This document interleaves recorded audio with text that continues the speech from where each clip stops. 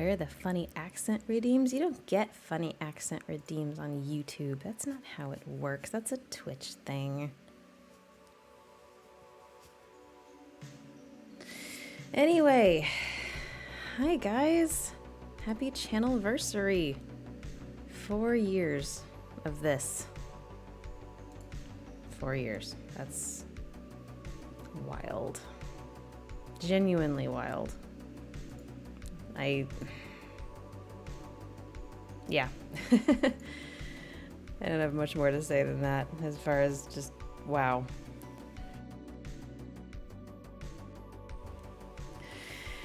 Anyway, let me switch over. Hi party people. Arthur and I are here. We hanging out. We doing the thing that we do every year at this time, which is look back at how far we've come and go, how the hell did we do that? It's crazy. Yeah, 4 years of Vampire Roommate, almost exactly actually. She was one of the first audios I did. The first month I was a thing. Isn't that crazy? I've been a VTuber, man. I've been on Twitch for 3 years. Keep up. This is actually my second model. Thane, oh my gosh, thank you for the super chat. Time is weird. I still remember Arthur the Crab on the first thumbnails. And I was just going for chill vibes more than anything else. Yes, the channel is like old enough to go to preschool or something, I guess. Is that what 4-year-olds do? They go to preschool? It's insane. So yeah, let's just hang out. I have a Twitch. Yeah, it's weird to me. I've promoted the Twitch many times. The link is in the description of every audio. The link is in the end card of every audio. And I've also made several community posts about it. And I made an entire audio specifically about being a Twitch streamer. And yet, so many people on YouTube don't realize that I'm on Twitch. Same name, Urban Nymph. I stream 5 days a week. So if you want to hang out like this more often, Twitch is the place to do that. So yeah, you have been missing out. I've got really cute emotes too, I gotta say. I love the emotes. It's a very chaotic gremlin community, but it's fun. So yeah, we started this September of 2019 in the before time. Before COVID really kicked off, before really anybody knew it was coming. It's, you can't build an entire brand off chill vibes. Watch me. I literally have.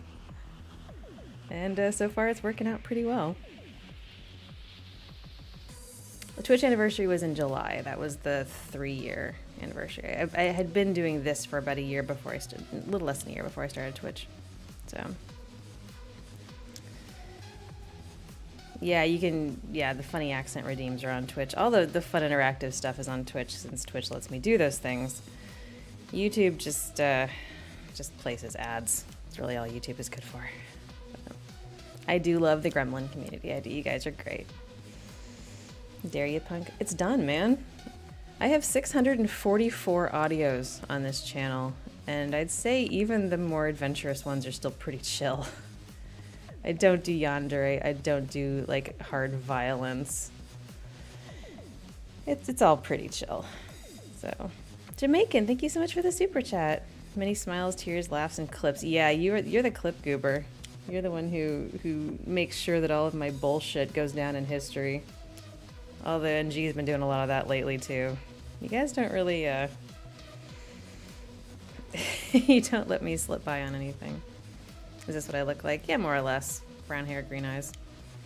I've never been, like, from the start of the channel, it never occurred to me to create a different persona. I was just very lazy and said, yeah, brown hair, green eyes, that works.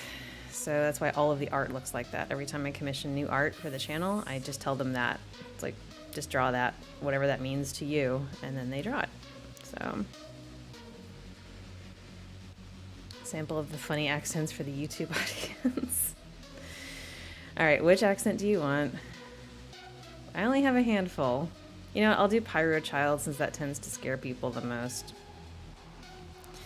So once in a while, And people on Twitch have enough channel points they can make me talk like this for 5 whole minutes. I don't love it, but some people really seem to like it, so there you go. That's one of my funny accents. How's that? You bitches happy now?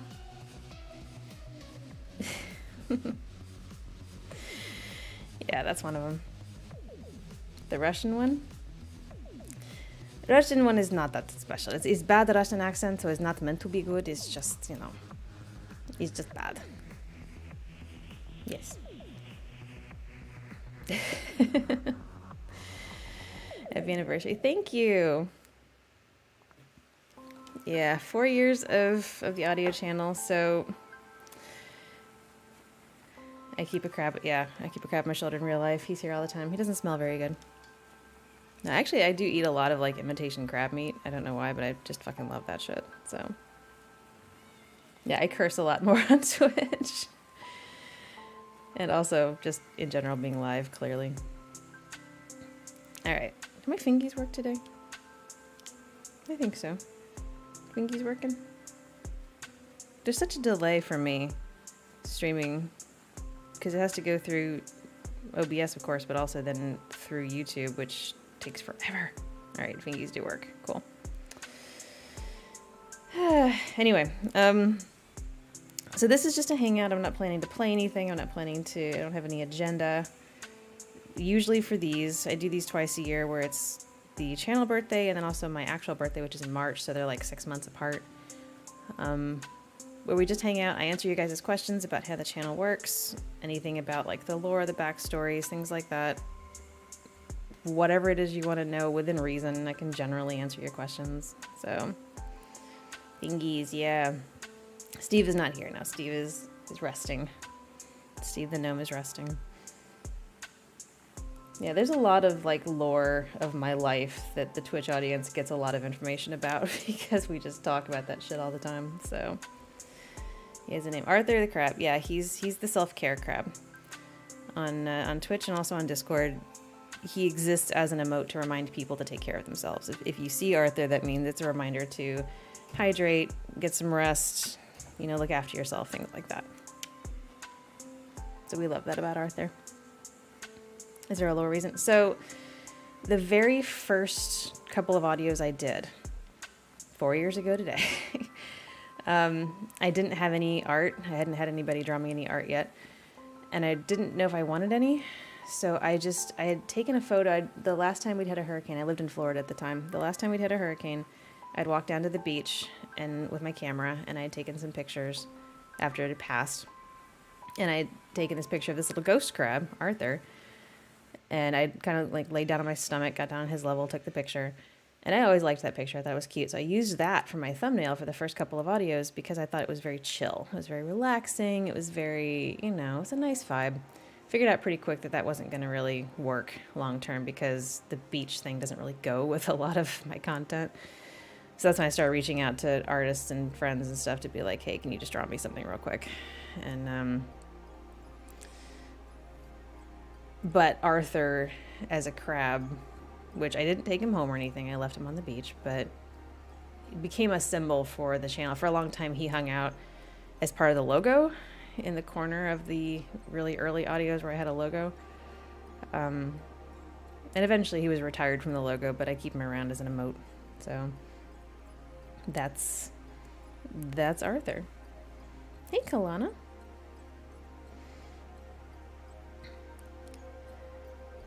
Yeah, he pinch if you don't take care of yourself. You got big claws. He's the angel on my shoulder. All right, so let's talk about how this shit started, because I'm a little gobsmacked sometimes when I think about it. I can't. Now I'm here, sitting here. Hey Sky, thank you for the super chat. You listen to the vids morning and night. It's like my friend's mom. I am the mom friend. In my friend group, I'm the mom friend. I'm the one who's always like making sure people take care of themselves and, you know, doing the self-care thing. I've also always got like wipes and like Tylenol in my purse. Like that's just, yeah. I am. I'm that role. I think it's because I was the oldest child and the only girl in my family, so I sort of like had the mini mom role, which it happens, but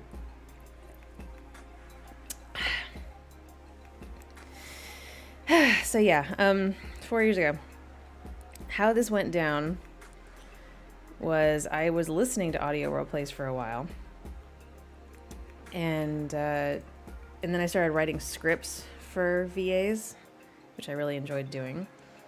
And to this day, I'm not really sure why I bought a microphone. I decided one day that I was just going to take a stab at it myself. But I can't tell you why. I wish I knew. I don't know. I just did, and then gave it a shot and really enjoyed it. And then it kind of popped off, and here we are. But like I've said it before, no one in my life has ever told me I had a good voice. No one in my life has ever, like, I was given the job of reading stuff in school a lot, but that was mostly because I was good at reading and I could enunciate. So yeah, no idea why I started the channel. But who is the devil on my shoulder? Probably Lupus. You guys, we had the cake last night, and the cake was in like this plastic, you know, those like thin, clear plastic lids they put on cake, like baked goods, so you can pop it off. And Lupus took a knife and like cut into the top of that just to get it open. Like couldn't get the lid off, so he cut into it. And then he put like 8 candles on he actually put more than 8 candles on the cake, but we took a few off. And then he used the torch to light them because he figured out there was still some gas in the torch, so that's good. And then he cut it up. Almost cut it up in the worst possible way, but stopped himself because even he is too organized for that. So, cake. Yes. Cake was good. Cake is really good. I'm tempted to have it. See, in my family growing up, the tradition has always been when you have a birthday and you have birthday cake, the next morning you have that cake for breakfast. You have leftover cake for breakfast the next day. That's just how it goes. That's like how you're supposed to do it. I did not do that today. I had a granola bar. So, happy to share your birthday with the channel. Happy birthday. Happy Channelversary. Thank you. Thank you, thank you. We're talking about how it started and now how it's going. How it started, how it's going. It's it's a lot. Oh yeah, fall asleep. Yeah, funny story about falling asleep on shoulders. My best friend in middle school was a guy that I rode the bus with. I had a couple of classes with him, but mostly we rode the bus together because he lived down the street from me. And our bus driver got real pissed at the start of the year and assigned everybody bus seats and put our names on cards over the seats so you could never sit in a seat that wasn't your own. But my best friend and I were assigned together. It was like, perfect. We love this. This is great. I would sit by the window and he would sit on the aisle side, and he would fall asleep on me every goddamn day on the way home from school. And then not wake up until his own stop. The problem was my stop was right before his. And I would jiggle him and shake him, and he just, like, I swear to God, he had to be faking. Because he never woke up in time for my stop, but he always managed to wake up for his own. So I would just get off the bus with him and walk my ass home. But he was not an asshole, I promise. He was a good guy. I think he thought he was being funny. So yeah. Yes, today I'm on YouTube. Today's the YouTube stream because this is where it all started. This is where it began. It's so wild to me.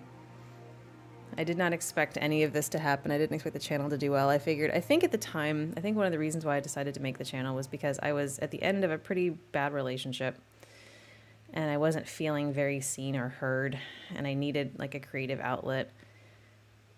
And you know, speaking into a microphone is a great way to be heard, I guess. And then you guys heard me, which is weird. You actually heard me. It's crazy. Tater tots and chocolate. Yeah. Have you seen the Venom movies? You should. Tater tots and chocolate, man. They're so bad, they're good. Favorite one shot that I can remember? Oh, God. NG, there's 644 audios on this channel. Fuck. Favorite one shot. Favorite's a strong word, because sometimes I really like how they turn out, but they're a bitch to make. Sometimes they're not that hard to make. Like, I enjoy the script, but like the final result is like, it's okay. Jeez. What are your favorite one-shots? You tell me. You guys are the ones that have to listen to this shit all day long. I just make it. I just crank it out. I'm the factory. You tell me what moves you. The Venom movies are my favorite rom-com. Yeah. Yeah, those symbiote audios came about because of a stream like this. We were sitting talking, and I let you guys start to come up with ideas for characters and settings and stuff, and then I put it all in a poll, and you guys voted for symbiote friends to lovers with a setting in the bedroom, which I know what you were going for. You're not going to get it, not here. But yeah. Fire Sprite? Yeah, that's a good one. More symbiote in the future. Maybe the symbiote's a difficult one because there's only so much you can do with it. You know, she can't live outside of the host, so like they can have conversations and be goofy and stuff, but there's not a whole lot you can do with that. Maybe. We'll see. That's one of those things I don't want to brute force it. Like there's a lot of them that I really like. I'm sure there's a sequel or even a series in there somewhere, but if I brute force it, it's gonna suck. So I'm not gonna. Did you ever have doubts or feel like giving up? And if so, how'd you find the motivation to keep going? Okay, so, yeah. I mean, when I first started it, so here's the situation I was in when I started the channel. I was living with somebody, but not happy.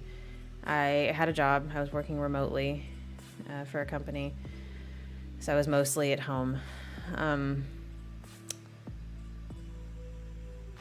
And I started the channel, and it was really just a creative outlet. I enjoyed the writing the most, and I just wanted to put the stories out there and have some fun with it. It was October right away, because I started on the 30th of September, so I went right to October, which is why a lot of the early audios are not all that comforting. Some of them are kind of uncomfortable, some of them are kind of scary or spoopy, because I was really embracing that October vibe. And it wasn't until after that month that I decided, you know what, I think I should probably settle into like a sweet, chill, wholesome place and just stay there. That's probably where I belong, because it felt the most comfortable to me. So I did that. Spent a lot of time just learning, learning Audacity, learning how to make thumbnails, things like that. Just doing it all myself, commissioning art. That relationship fell apart December of that year. Really before that, but hard breakup in December of that year. And then COVID hit a couple months after that. So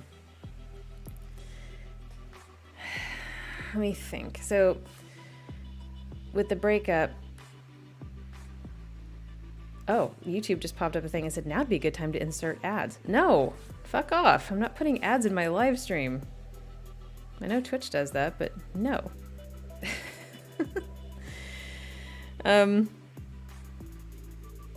Yeah, so with that relationship, that guy I was with didn't have any friends locally that he could go stay with. So I was the one that had to go stay with friends until he could find a place to go live, because the house we were in, like, I bought him out of it basically, because I had the better job. I was like the breadwinner at the time, and we'd gotten very lucky finding a pretty inexpensive house to buy, and like a couple of years before that. And then yeah, so he didn't have anywhere else to go, so I let him stay in the house with my dogs while I went and stayed with friends. It took him about 6 months to find a place to go. So for 6 months, at the first half of 2020, I was living in a friend's guest room, making audios and working. And then COVID kicked off, so that was a thing. And then I found out that the job I had was actually being made redundant. The company was being bought. So fun. So yeah, so then I had to start trying to find a job during COVID from my friend's guest room while I was also doing the channel. finally got back into my house June of 2020. So that's good. With my dogs. Loved my dogs. I had 2 very elderly dogs and then little fat princess. One of my elderly dogs passed away July 5th of that year. He was just very, very old and sick. And I remember spending July 4th lying on the floor with him, just, camping on the living room floor with him. Later that month, I did get another job, so that was good. I started working for a payroll company, doing all their content writing and stuff, which was also remote, so that was great. Also started streaming that month, July of 2020. So I started streaming over on Twitch. So yay! Then September of that year, September of 2020, my other elderly dog passed away. He had cancer. So dealt with that. And then it was just me and Princess in a house that was way too big for us. It was just, big kind of empty house. And I only lived in like one corner of it.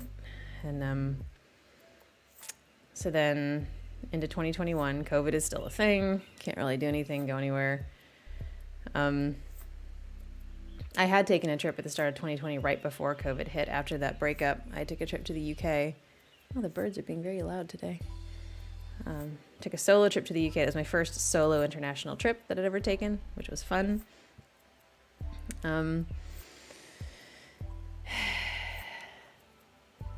Yeah. So 2021, I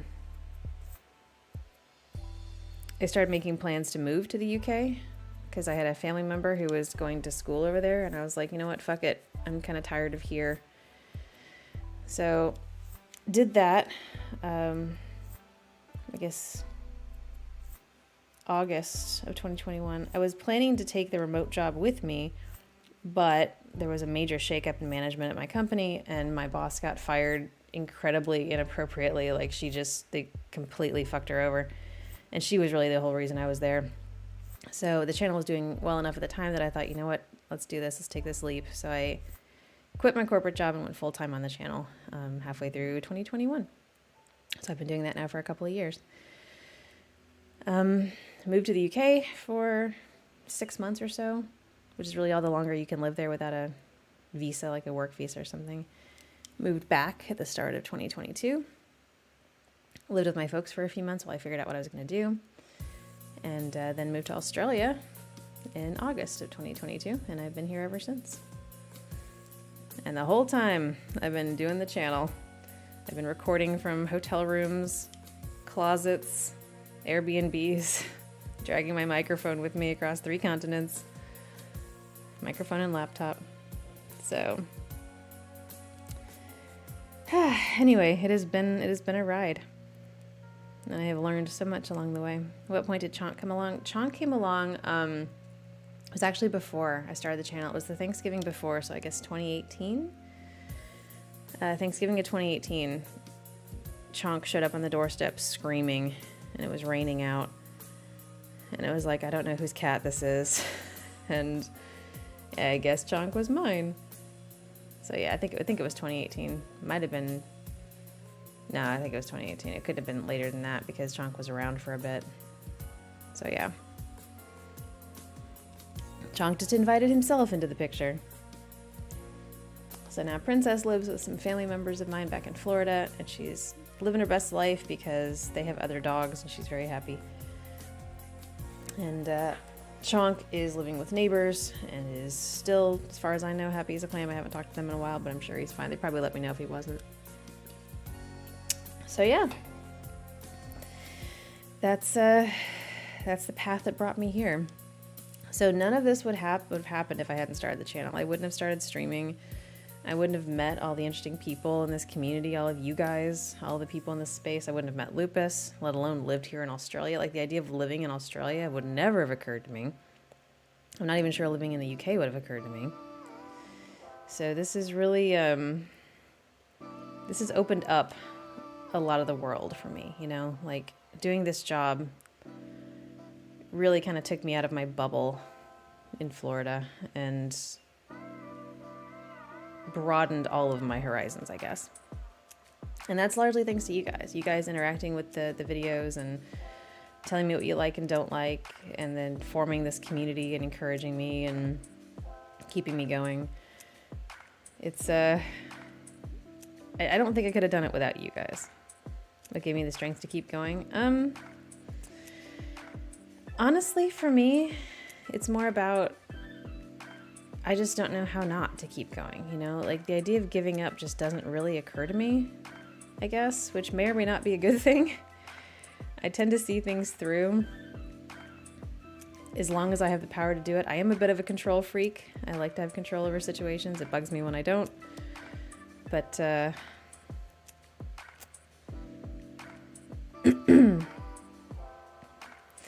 yeah. Trying not to get too emotional having this conversation, but this is quite a stroll down amnesia lane.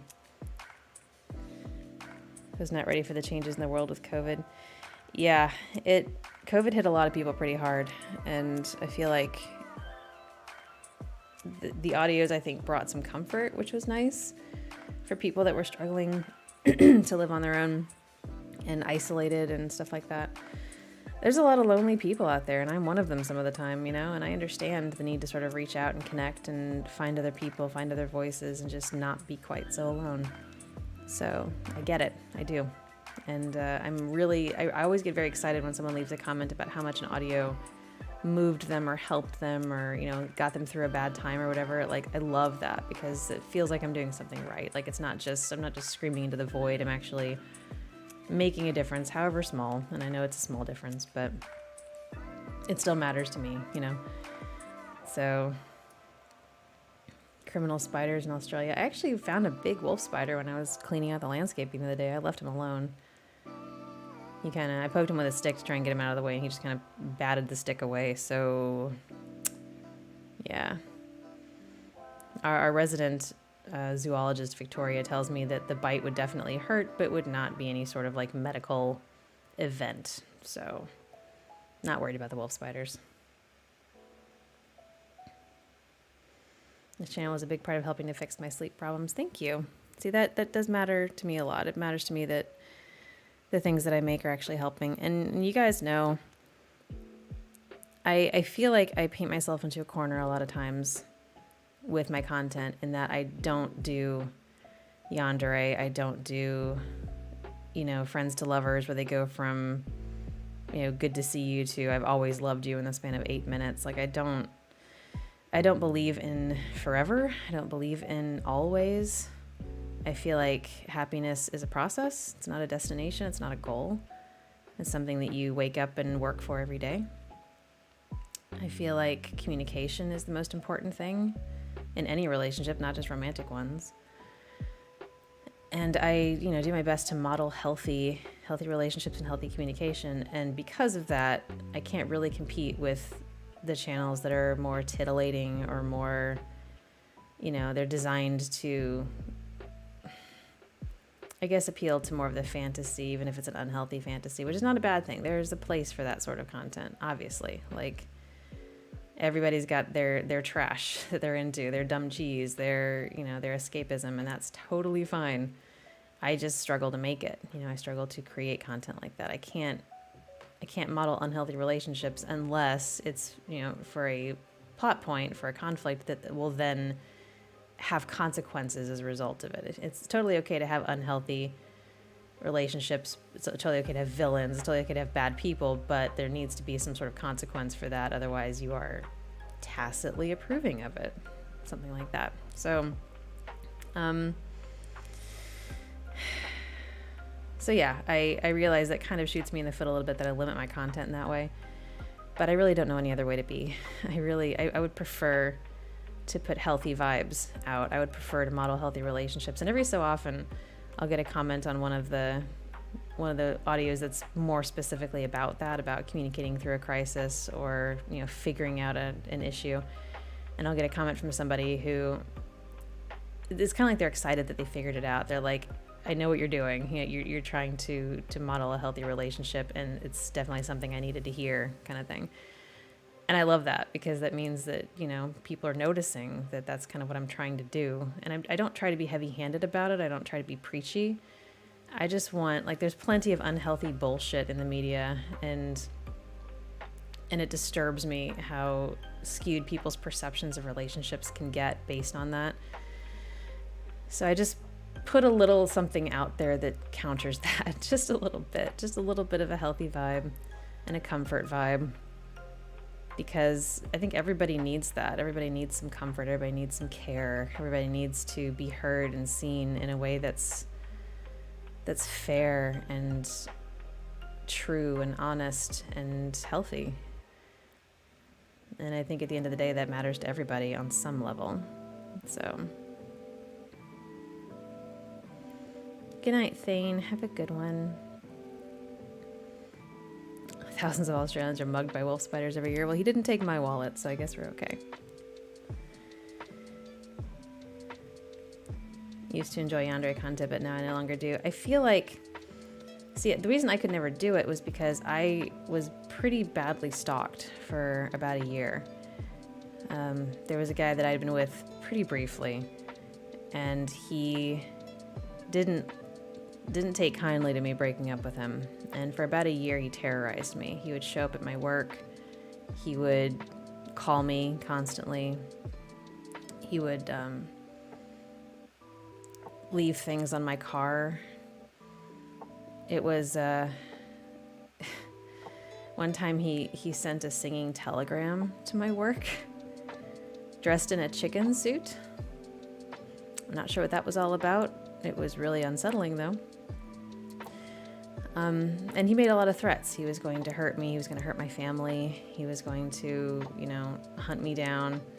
He was a former member of the military, so he was not the most stable, and I fully believed he could do it. So yeah. Because of that, I don't have any patience for yandere content. I don't have any patience for... I don't ever want to experience that feeling again. It's not a good feeling. I get why there are people for whom that is a fantasy. A lot of fantasy content is, by its definition, not the kind of thing you would want to actually experience. And that's true for a lot of it. Like, you might fantasize about being like a James Bond, running for your life with a gun through the streets of Italy kind of thing. But in real life, that would super suck, and you know it. Like, that's not a fun experience. So I get that. And there's absolutely a place for yandere content, for fantasy content in which there is an incredibly unhealthy dynamic. Because of my personal experience, I can't produce that content. Not unless it's like the yandere cell phone, which I can do because that's silly. I like the shit posting side of that kind of content. So yeah. You're at a rough patch in your mental health, and your vids have been very helpful. I'm glad to hear that.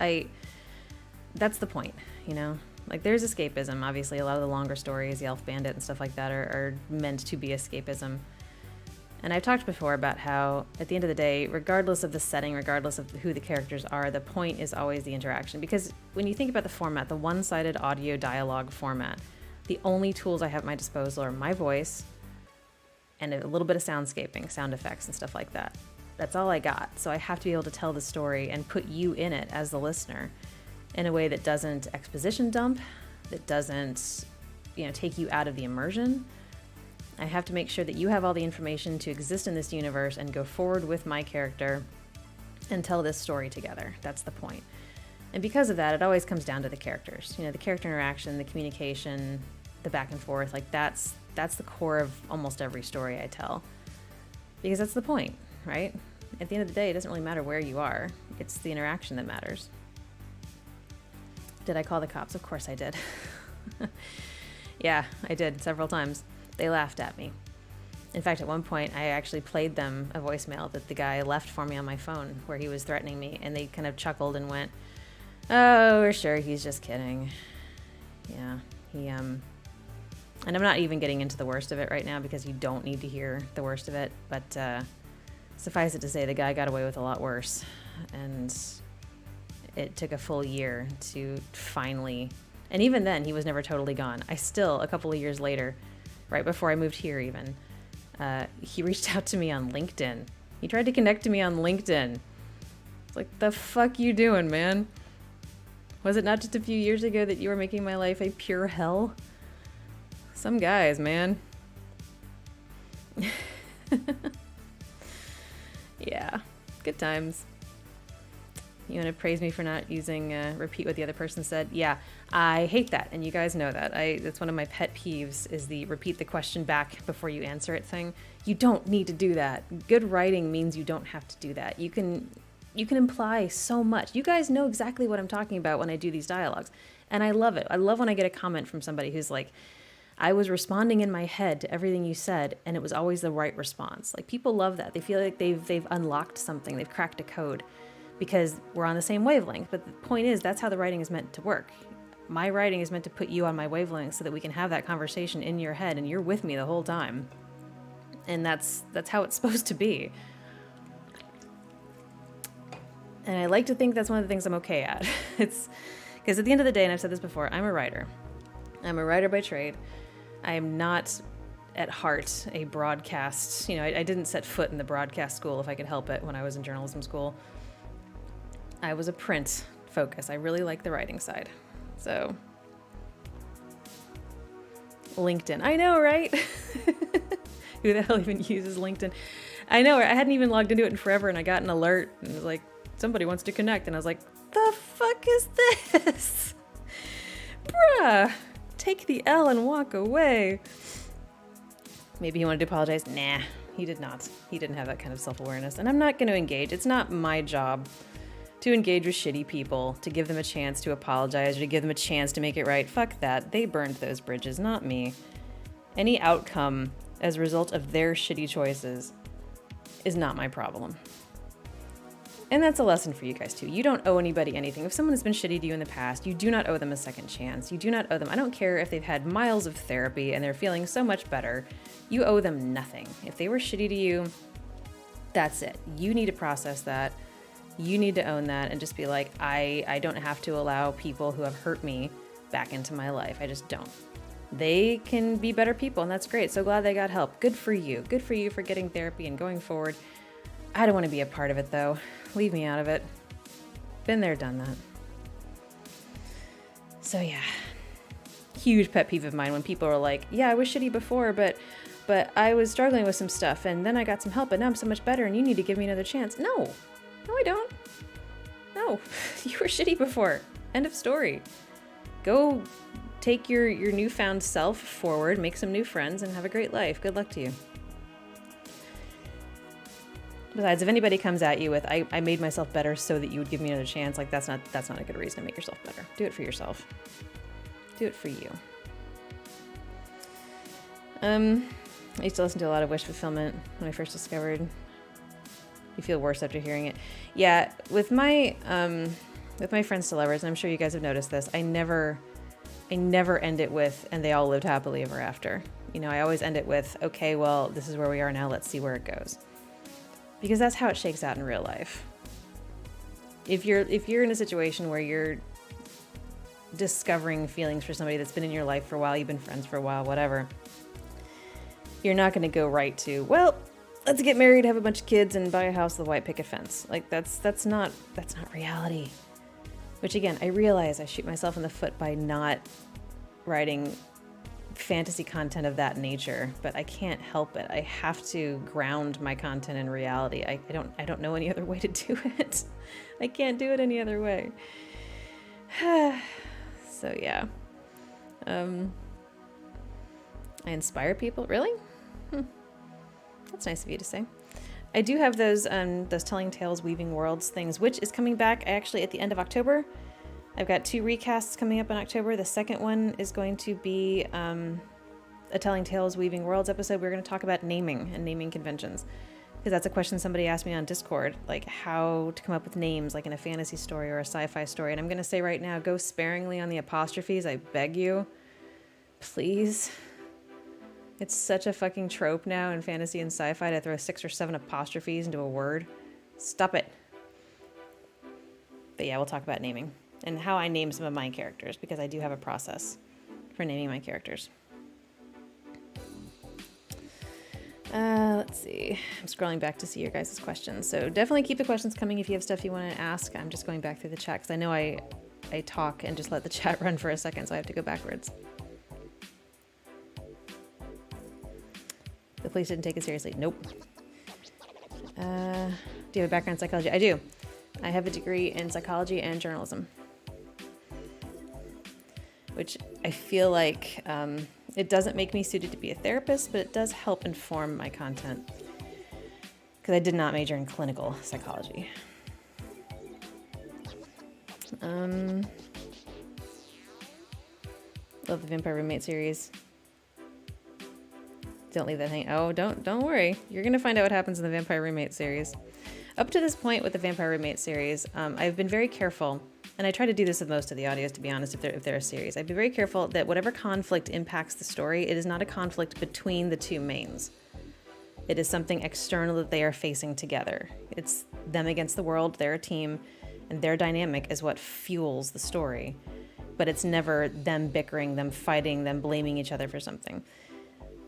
The current state of the Vampire Roommate story, and spoilers if you're not to this point yet, but the listener character, the angel character, is experiencing something with the amber pendant and the power spikes and things like that. That is quite appealing to that character. And obviously there will be parallels to addiction and things like that.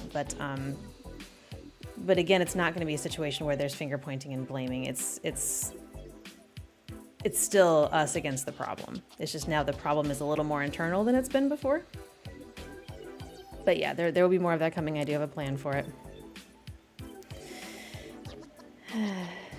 Commenting on side comment on whatever the hell you want. Like, I'll see your comments and I can always circle back to stuff.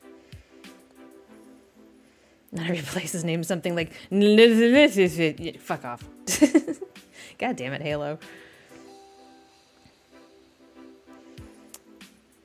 Is one of the Telling Tales Weaving World streams missing? It shouldn't be, but I can go back and check. Yeah, I'll check that after. Those are over on Urban Nymph Plays, which is another YouTube channel. If you guys don't already know about it, I post the VODs to the Telling Tales Weaving Worlds there, and I also post a lot of shorts from Twitch. That is where the shorts from Twitch go to live. When you guys clip my Twitch content and I turn it into shorts, that's where it goes. So...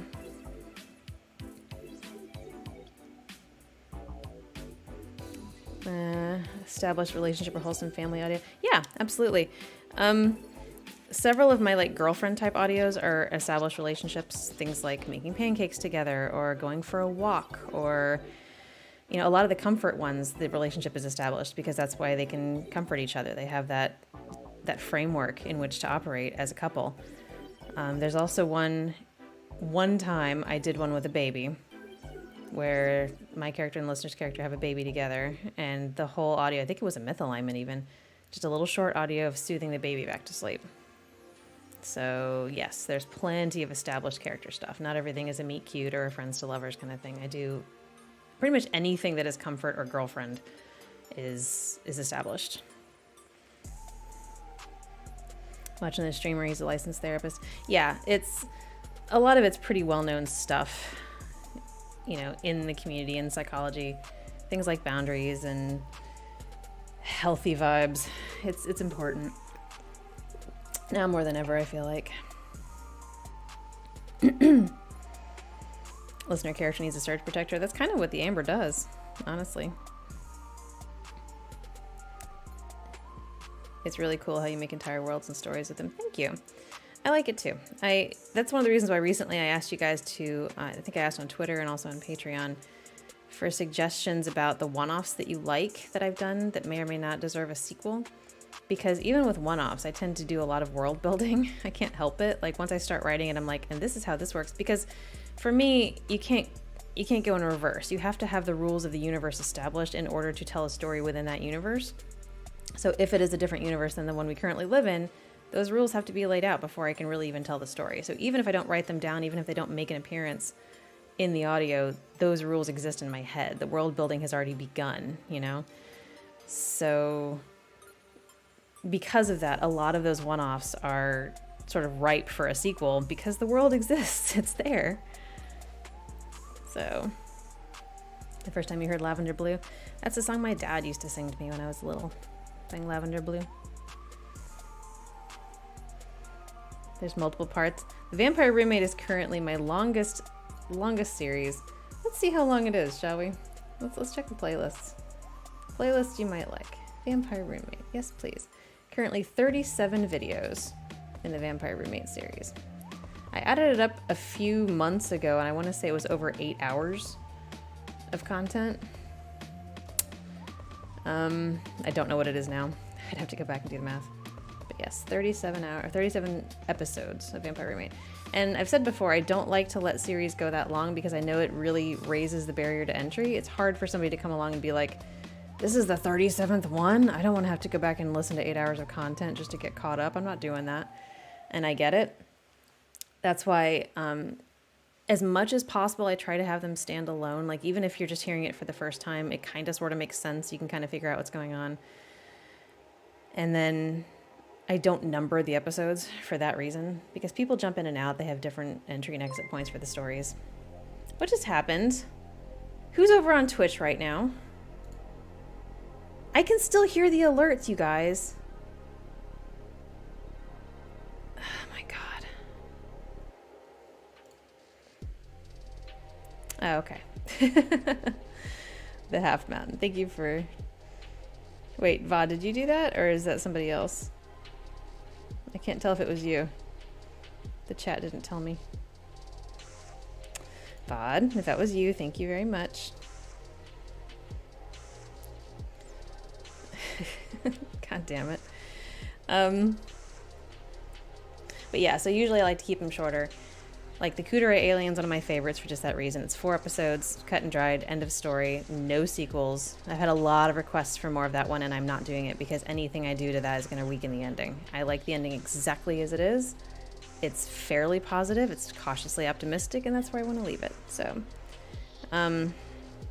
but yeah, the Vampire Roommate was one that people liked so much, they just kept asking for more of it. Like, what happens next? What happens next? It's like, oh, okay, well, I guess I'll let this one go. And I think it was the 4th episode of The Vampire Roommate that I left it on a cliffhanger about whether she was dead or not after the tainted blood thing. And oh my god, you guys, you'd think that somebody loaded up the chat with pitchforks and torches. Like, I thought you guys were gonna come for me after that. Like, how dare you kill off Best Girl? That was only episode, like, 4. So at this point, I'm fairly confident I can't kill her. And I won't.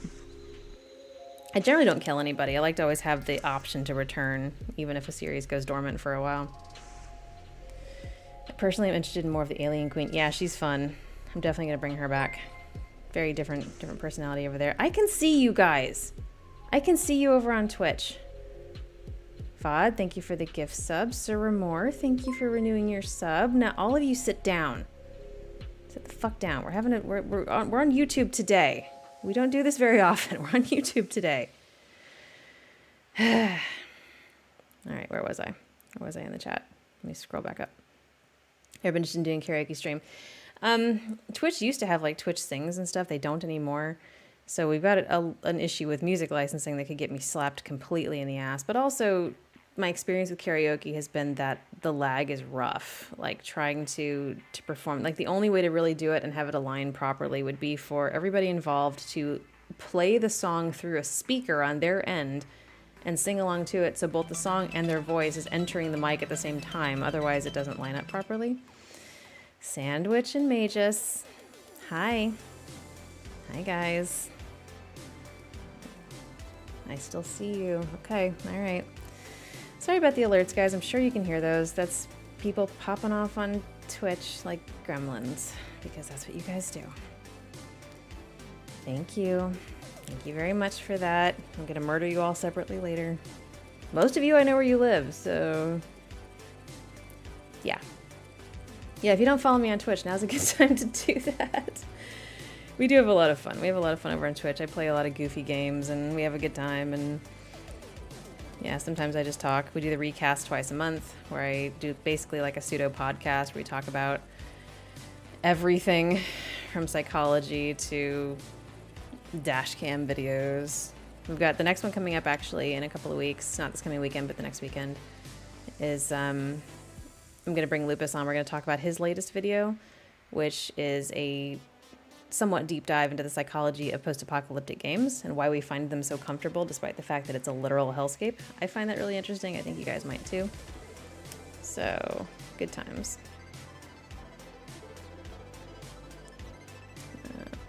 Fod, thank you for the super chat. I see you. Thank you, thank you. The corgi's adorable, though. I do love the corgi.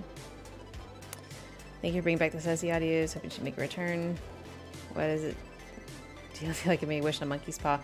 Yeah, the Ceci story is also taking a bit of a dark turn. I'm sure you guys have picked that up too.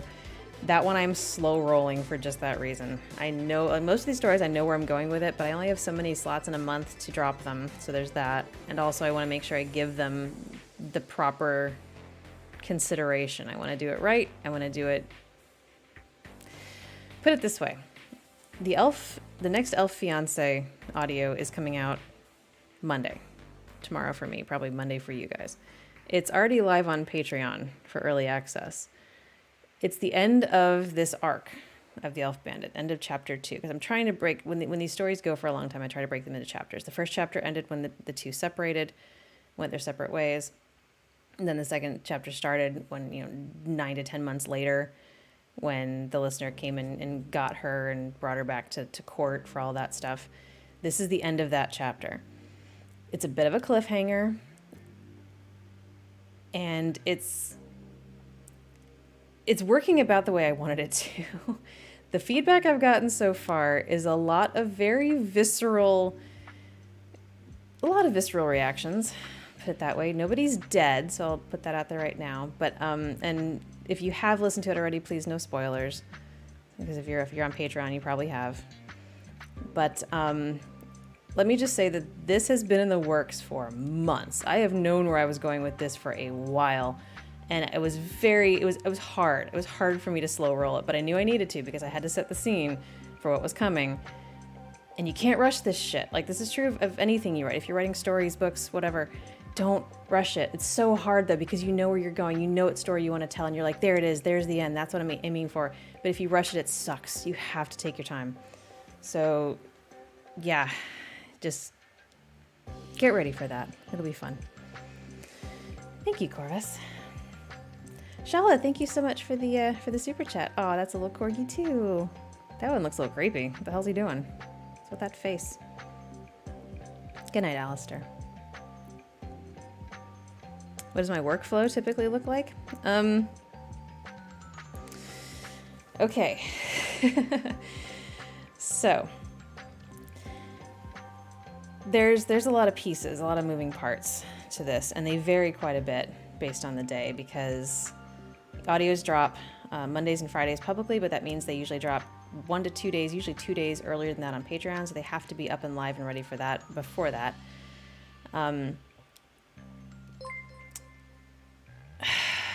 What now? Sir Moore and Shala? What the fuck? Thank you for the gift subs. Stop it! I'm having a conversation. We're having a very important and necessary conversation. Oh god, the alerts are going off on the screen, aren't they? Shit. Alright, well, whatever. You guys can see those. So, I don't actually usually write the scripts that far in advance. I know where the stories are going in my head, but I don't write them that far in advance. And the reason for that is because a lot of my schedule is based on the Olympian patrons. I've got, at the Olympian level, the patrons get to have a call with me every month where we sit for half an hour and we talk about script ideas. And whatever ideas they have, I do my best to turn into a script that they'll be happy with. I still do all the writing myself. I still have ultimate creative control, but they'll come to me with like ideas and be like, what if we did something about this? And I'll be like, yeah, that sounds cool. And then I go write it. Depending on what they come to me with, if it's like a fantasy sci-fi kind of thing, I try to slot those on Mondays. If it's more of a comfort vibe, I try to slot those on Fridays. But I don't know until I have those calls what they're going to come at me with and what their scripts for the month are going to be. We always do those calls the first week of the month. Speaking of which, VOD, we need to schedule a call. So we do that. Then I plan which days those are going to come out, and then I work around that. So I look at my other series that I've got going on and go, okay, this month I want to do another Vampire Roommate, or this month I want to do another Elf Bandit. And I've also always got a couple of one-offs doing in the back of my mind. So I try to keep those close and keep those handy so that I can throw those in there in the mix, because I don't want everything I do every month to be a series. I really don't. At all. Like I want there to be some one-off stuff, like the dating sim character, and even just the Dizzy spell comfort that just came out the other day. Those are just nice little, well, dating sim characters not cozy or comforting, but like it's not meant to be part of a greater story. It's just there. And I don't ever want to let anything fall by the wayside. I don't want to have too much, storytelling and not enough comfort. I try to balance, even within the series, I try to alternate where there'd be like an episode of a lot of intrigue and activity and then an episode of like a slower, comforting vibe to try and take it down. And I get complaints on both ends. I get people that get pissy about, like in The Vampire Roommate, if I take an episode to just have the two of them chill and relax and be a couple, people get mad that the plot isn't going forward enough. And if I do one with a lot of plot, people get mad that they're not being coupley enough. So, can't please everybody.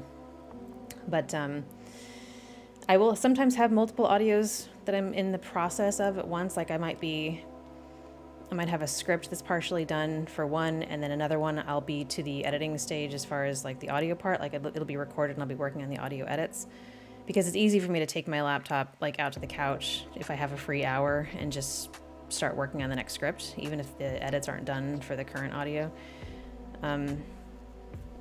The editing and soundscaping will vary a lot depending on how much of that is needed. So there's that. Sometimes I can knock them out pretty quick. Sometimes it takes me a few hours. I usually make the thumbnails right when I'm done with the script. I finish the script, I do the thumbnail, and then I plan when I'm going to record it. I can't always record when I want to because there's a lot of loud birds in Australia. Also sometimes loud cars. So I have to, pick and choose my moments to do the recording part. And then, of course, there's the streaming on Twitch. So I do that 5 days a week, usually first thing in the morning, my time. I get up, I get a little bit of work done, and then I jump into stream. And then from there, I downshift into more work. The writing is a constant. I'm always working on at least a script, if not a couple. I try to finish one before I start the next, but sometimes that's not feasible because I've got maybe a long-term project. I've actually got a big collab coming up for the end of the month that I have been working on that script in the background while I was working on other scripts. That one is about 52 pages long. It's finally finished, I think, though. So there's that. On average, I write about 15,000 to 20,000 words per month of script. Thank you for the follow. Thank you. And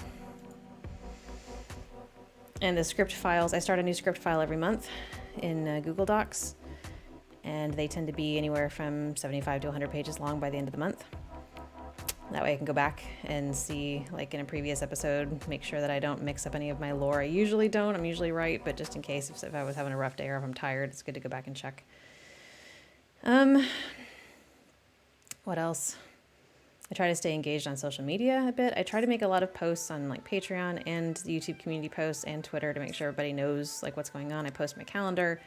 I post updates for projects. I post, every time there's a new audio. Also, I've been taking to using, the last couple of months, I've been using YouTube Shorts to do audio previews. So once something is live on Patreon, then I go make a short out of like a minute worth of that audio, and I put that out as a preview the day before the full audio goes public. So there's that. So my daily workflow on an average day, I get up, I do a little bit of housekeeping work, I stream, I wrap up all that stuff, do the post-stream stuff I need to do, and then I write usually, or if I have an audio waiting to be edited, I'll do that. Sliding into the afternoon, I will usually write more. I try to find time in the afternoon to do something physical, either go work in the yard or take a walk or just like ride the exercise bike if it's shitty weather out. In the evenings, it depends. Sometimes I just try to take like a chill evening. I'm usually still thinking about work stuff, but like I try not to do too much hard work in the evenings. But I'm not always good at it. Sometimes I'll end up spending a couple hours editing or writing or, finishing something up just to get it done. You know how it is. So yeah, that's a pretty standard day for me. It's difficult when you work for yourself and your desk is right here, in your house, because it's harder to disconnect at the end of the day and just walk away from it. I'm really bad about that, and I know that. There's been a lot of times when I'll look at the clock and be like, oh, it's 10:30 at night. Why am I still working on this? Because you just get into it and you forget. But I'm trying to do better at the work-life balance. I really am. So, If you had all the resources you could want, what might you want to alter about your audios and channels? I mean, if I had all the resources in the world, I might like hire... Well, I'd probably like buy those like really nice soundscaping catalogs, the ones that are expensive. So I have all of that at my disposal. Maybe license some music. That could be fun. Maybe hire some people to help me with the editing.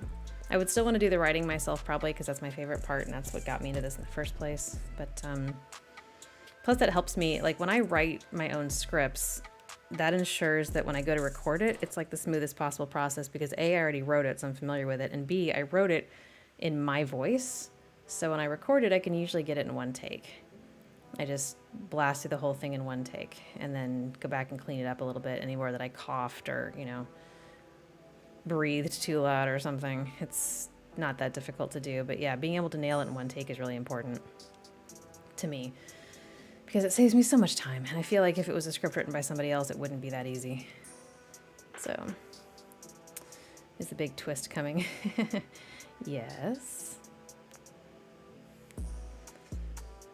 Let's see. I'm sorry. I'm scrolling back through the chat.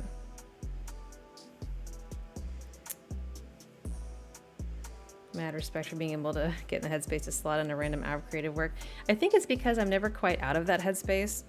I am kind of always thinking about the channel, about even like when Lupus and I are just having a conversation, a lot of times we'll end up hashing out a whole ass like audio plot or even an audio series just in our conversations. We'll start role playing it. We'll start knocking, you know, lines back and forth. That's how the Tsundere NPC happened. We were literally just having a conversation in DMs at the time because I didn't live here yet. Just having a conversation about these characters and being like, what if this happened? What if that happened? Oh, I bet he would say this. I bet she would say this. And then the next thing you know, the whole damn thing is basically created. You know, the world has been created out of whole cloth, and all I have to do is write down the lines that we just hashed out and make a story out of it, you know? And that just kind of happens. Like we talk shop a lot and that's okay because like we're both workaholics, but I think I'm always sort of teetering on the edge of like, that's one of the reasons why I like to get myself out of the house a little bit, go for walks and things because, well, for one thing, it actually sometimes gives me even better ideas. Like I had a really good idea the other day for the collab script while I was taking a walk, which I also kind of kicked myself for. It's like, God damn it, I'm still thinking about work. But then again, sometimes that's how you get your best ideas. But also sometimes it's the only way I can turn my brain off is to either do that and like lose myself in some music or something, or clean. Like I do a lot of like cleaning and yard work and stuff because it's like soothing. It's like that sort of rote, relaxing, don't think too hard vibe, and it still feels like I did something. It still feels productive. You know, I have a hard time not being productive. I have a hard time just sitting still. And yeah, I mean, a lot of times I'll even post audios when they go live. I'll post them from the couch, like from my phone. I still can't quite disconnect when I'm doing that, but that's okay. How did I balance all this back when I still had a corporate job? I didn't stream nearly as often. That was the big thing. And honestly, I didn't feel like I was putting my best effort into everything. Like I was definitely divided. I was very lucky the last corporate job I had because it was remote and my boss was amazing and she understood my side gig. Like she loved it, in fact. In fact, my company, because of that, we were the communications department. It was us and 3 other people. And they were like, oh, you do like audios on YouTube? I was like, yeah. And they're like, okay, you're going to do voiceovers for all of our company videos. Like, great. So I got to write the scripts and do voiceovers for incredibly boring payroll videos, which was super fun. But yeah, they just sort of were like, and they got a chuckle out of it because when we would drop the videos, because only my department knew about my super secret side hustle. And we dropped the videos and people in the company be like, wow, these are so great. It sounds so professional. And my department would just lose their shit. They thought that was hilarious. And I'm like, do not tell them. Do not tell anybody about my channel, you assholes. But they didn't. They kept the secret. So, and they were great. They were so supportive. And if I had needed to do something, I'm sure my boss would have accommodated. She didn't care like what time I did things or when I did things, as long as I got my work done. She was totally fine with me taking breaks to walk my dog and stuff like that. So, yeah. And she, you know, she knew I'm a very solid writer. Like she knew I could handle whatever she told me to write. So she kind of just stopped checking after a while. She just trusted me. I'm really good at brand management, you guys. I'm this is my bag, like writing, editing, branding. Like I get such a kick out of being consistent and clean and on point for all messaging. Like I fucking love it. It's such a nerd thing to say, but I really do. What time is it in Australia? Right now it is 9:08 in the morning on Sunday. I'm exactly 12 hours ahead of Eastern time, Eastern US time. Let's see. The Confused Mummy. Yeah, she's fun. She's a good one-off. She's actually gotten a few people have suggested her for the next part, so I might go with her. I will say though, The Confused Mummy, when I wrote that and I thought about the potential for sequels, I kind of leaned toward the horror side of it. Not gonna lie. Like, there's a lot of good potential there for spoopy shit, so yeah, we'll see. She could be confused and also very hungry. Do a preview a month in advance if they're on Patreon. It doesn't matter. I have done that in the past. Most of the patron-only audios. So the way early access works is I can't do them a month in advance. That's absolutely impossible to do. I don't have, because I don't have that information from like the Olympian patrons and stuff. We only have those conversations once a month, so I can't possibly do those a month in advance. Because of that, I can't really plan anything else a month in advance. The patron-only audios that go up once a month, those don't go live on YouTube for several months after, and I do promo those. I will post those and be like, look, there's a new patron-only audio on Patreon right now. If you don't want to wait several months to hear it, go to Patreon and support me there if you want it. Traditionally, despite the fact that overwhelmingly people vote for, like they say the only way they'll support me on Patreon is if I do more patron-only content, traditionally when I do that, it doesn't matter.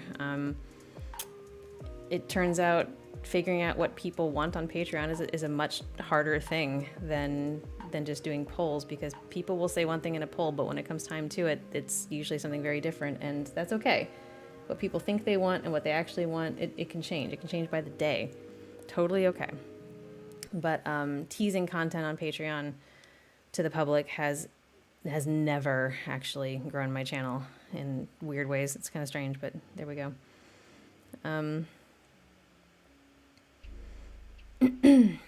Let's see. But yeah, just trust that, and I do appreciate whenever I reach out and tell people the state of the channel, the content, how things are going for me, whether things are going to be able to continue, stuff like that, which I'm still not entirely sure about, I'll be honest.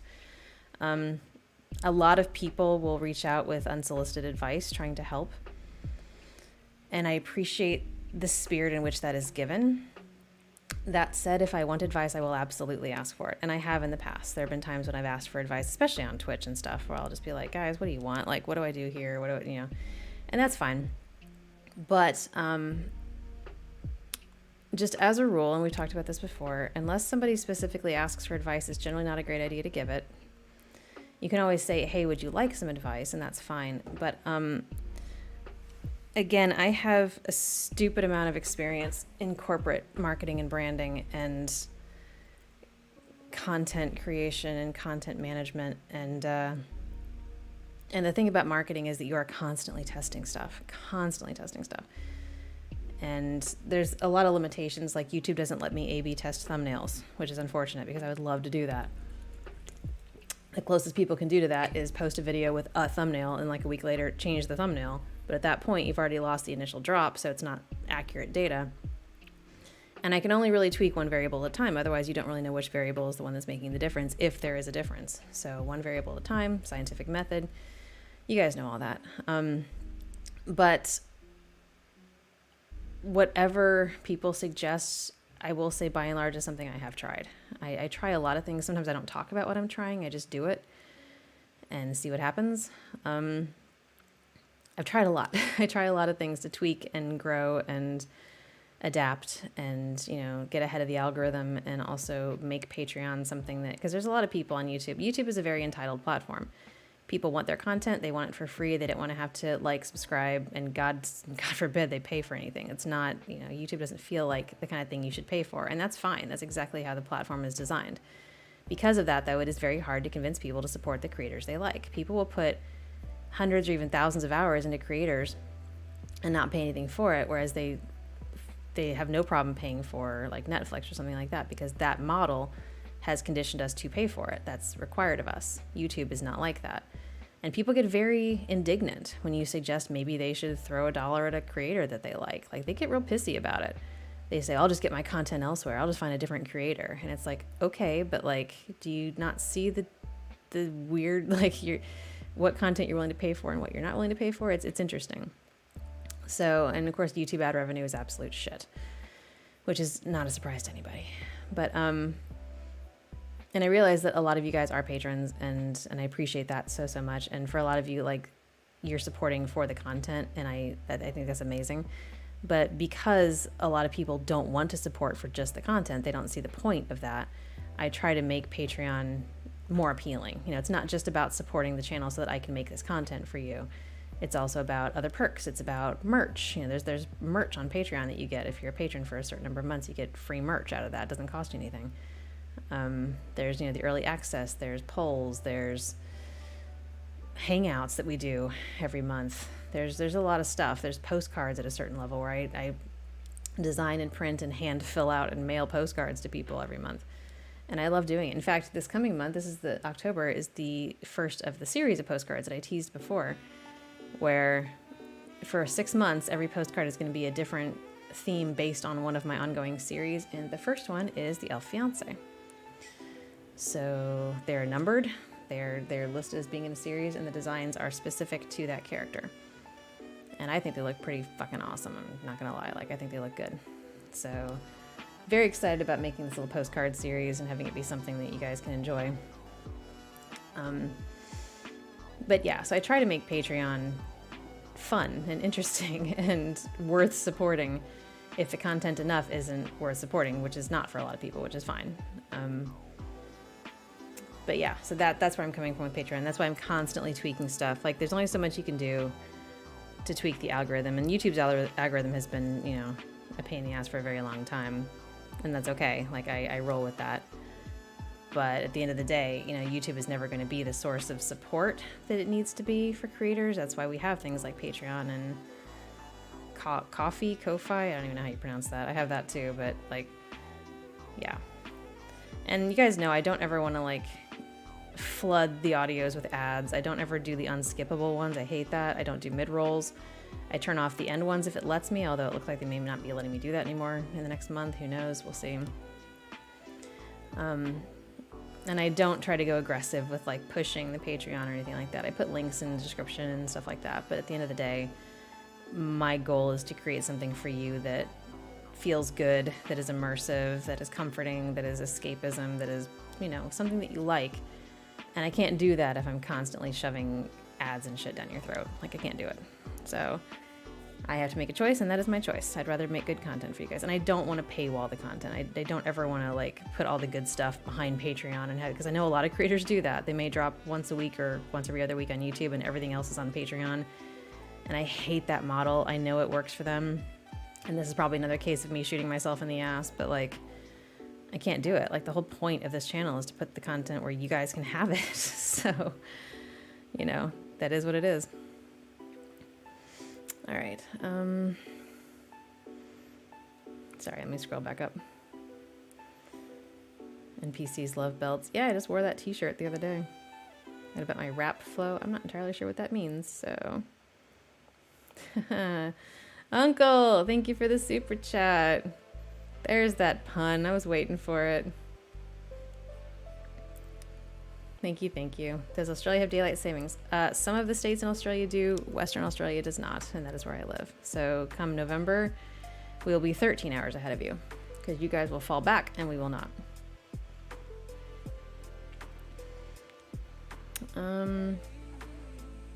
How did Lupus and I meet? Through mutual friends when I started streaming. Actually, before I started streaming. Yeah, I had a lot of... Doing this work actually brought me to a lot of people on Twitch, and we just sort of met through mutual friends, and we were friends for a while, and yeah. Just kind of worked out that way. I have ideas that I think would be good, but the dialogue... Yeah, dialogue is a rough one. I don't really have a problem with dialogue anymore because I've been doing this for so long, but I get how it can be rough, and my number one suggestion for dialogue is always read it out loud. Like it's silly, but honestly, reading something out loud and feeling like if the words are awkward in your mouth, if it's not how people talk, you will know.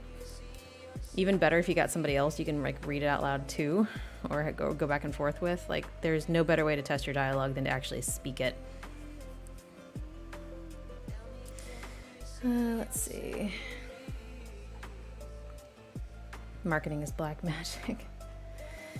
Marketing is black magic, and at the end of the day, you can't ever really predict what people are going to want, or what they're going to be willing to pay for, or what they're going to be willing to support, or what they're going to think is okay. It's really, really, really hard to do, and it changes sometimes by region, by time of day, by anything, whether people have eaten or not, whether they're tired or not. Like, there's just so much to it, and the best you can do is just try and split the difference and hope you land on something that people actually like.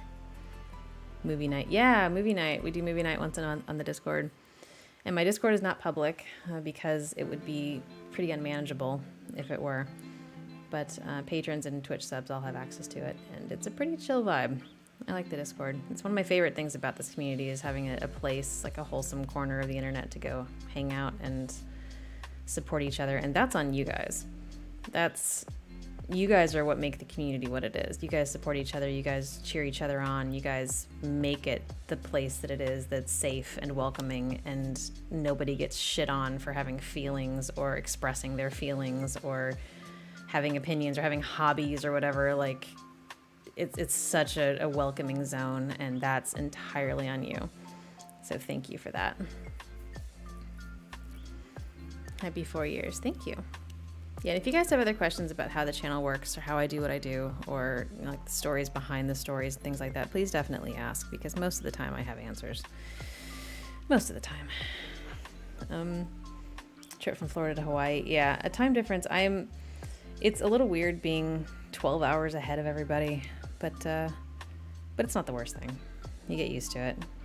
I feel like I'm not behind. Like when I lived in the States, I felt very behind because I had a lot of friends in like Europe and the UK and Australia.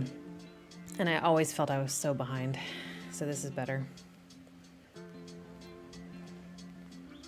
I didn't realize how much you'd like the Discord community. Yeah, the Discord community, that's one of those things where every time I flirt with the idea of shutting everything down because it's becoming unsustainable for whatever reason, which, does happen.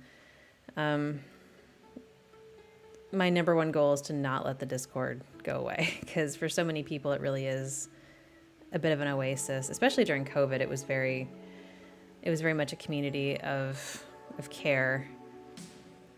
And it's nice because I know that the vast majority of my listeners are guys. I know those guys are generally in their 20s, and there's a lot of potential there for unhealthy interactions or toxic bullshit or whatever, and it doesn't happen. It does not happen in my community, and I love that. I absolutely love that. I've only a handful of times had to ban anybody, and those people were pretty bad. Like, they had to get pretty bad before I would take that step. But mostly it's just such a very chill, like, let's talk about food. We have a channel specifically for food to show pictures of food and talk about food. Let's talk about games, let's talk about movies, let's talk about the audios, let's, post memes in the meme channel. Like, just the basic self-respect and respect for others that goes into that space. Like, it carries so far, and it makes it such a nice vibe. Like, nobody has to feel like they have to be anything other than who they are. You don't have to put on some bullshit persona. You don't have to act like anything in particular. Just show up and be yourself. It's very chill. I like it. I like it a lot. And it is on you guys. It's not me. That I just sort of created the place and, set the basic rules for behavior, but you guys ran with it. You guys turned it into what it is. And I am so, so grateful for that.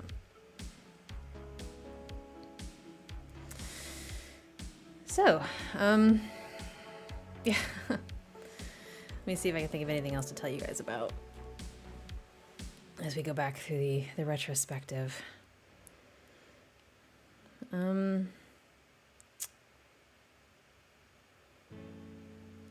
I'm still trying to think if there's any one-offs that are really near and dear to my heart. I do like the Yandere cell phone just because it's such a goofy idea. That was Sit's idea. You guys know Citrate. He's been on the Discord since almost day one. And that was his idea. I was having pretty bad writer's block, and I reached out to him and I was like, do you have any dumb ideas I could use? He's like, yes. So yes. And sometimes all somebody has to say is like a single sentence, like, okay, so there's a yandere cell phone. And I'm like, say no more. Now the script is fully formed in my brain and I just need to pull it out. Like, the prompt is all I need sometimes. I don't need anything else.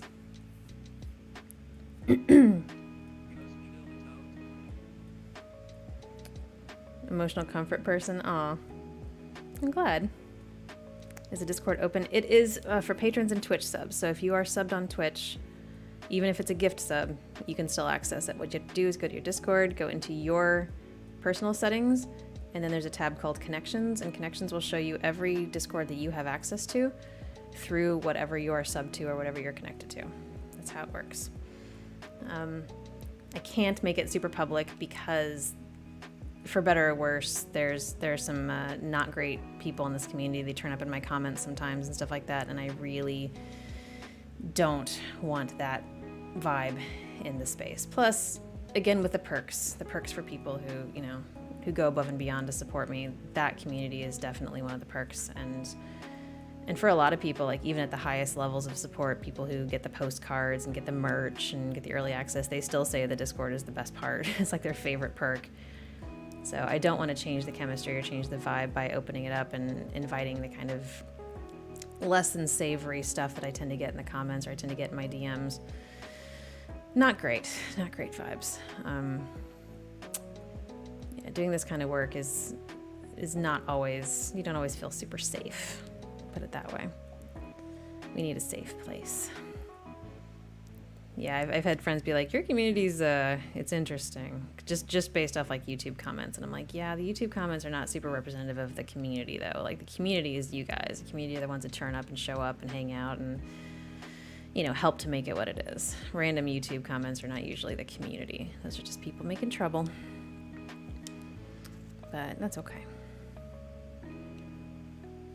The perks help us guide the stuff. Yeah, you guys' suggestions are usually pretty important in the process. The suggestions you guys make towards, you know, my content, when I ask for ideas, when I ask for like, what do you like best? Like that does help me. That guides me. If I haven't done a comfort audio in a while, I know you guys like the comfort audios. They tend to come in like a strong second when I do the polls about what kind of content you guys like. So I try to make sure not to let those fall by the wayside.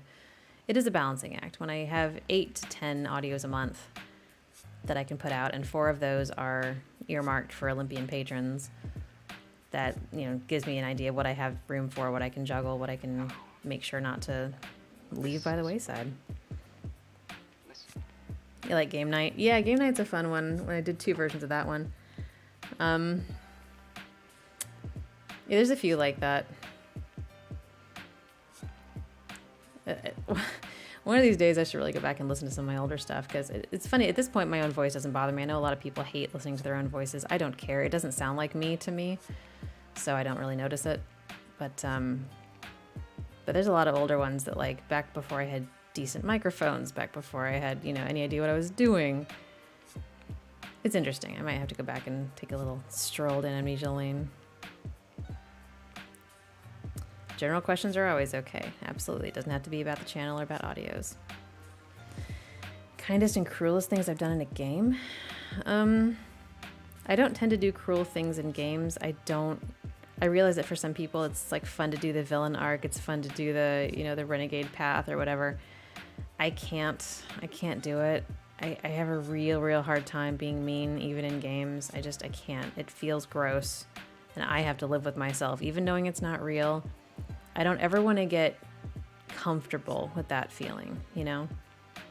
I don't ever want to feel okay with that, even if it's fake. Because if I feel okay with it when it's fake, then who knows, maybe I'll start to become more cruel in real life. Maybe it'll seep into the rest of my personality, and I don't want that.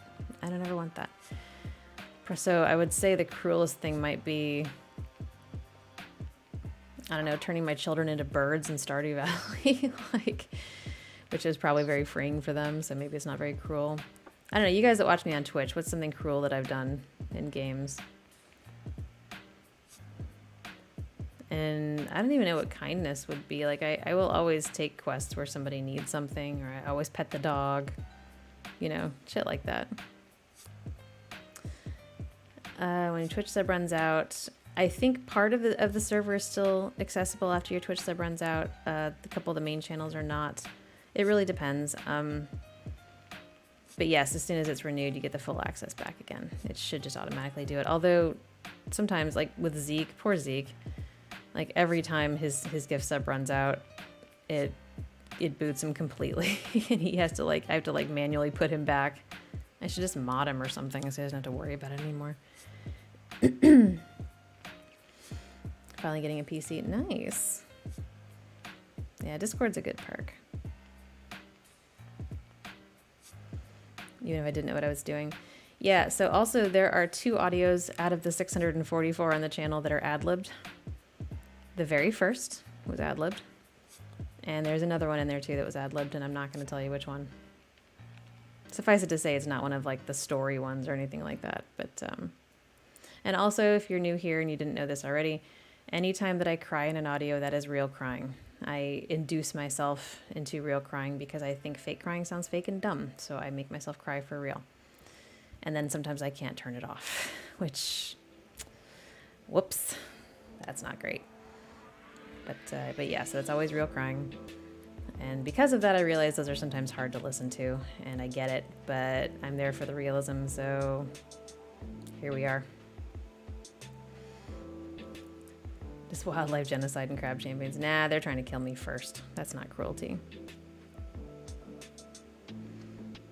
Glassed him. Yeah, they're not always clear what the path is.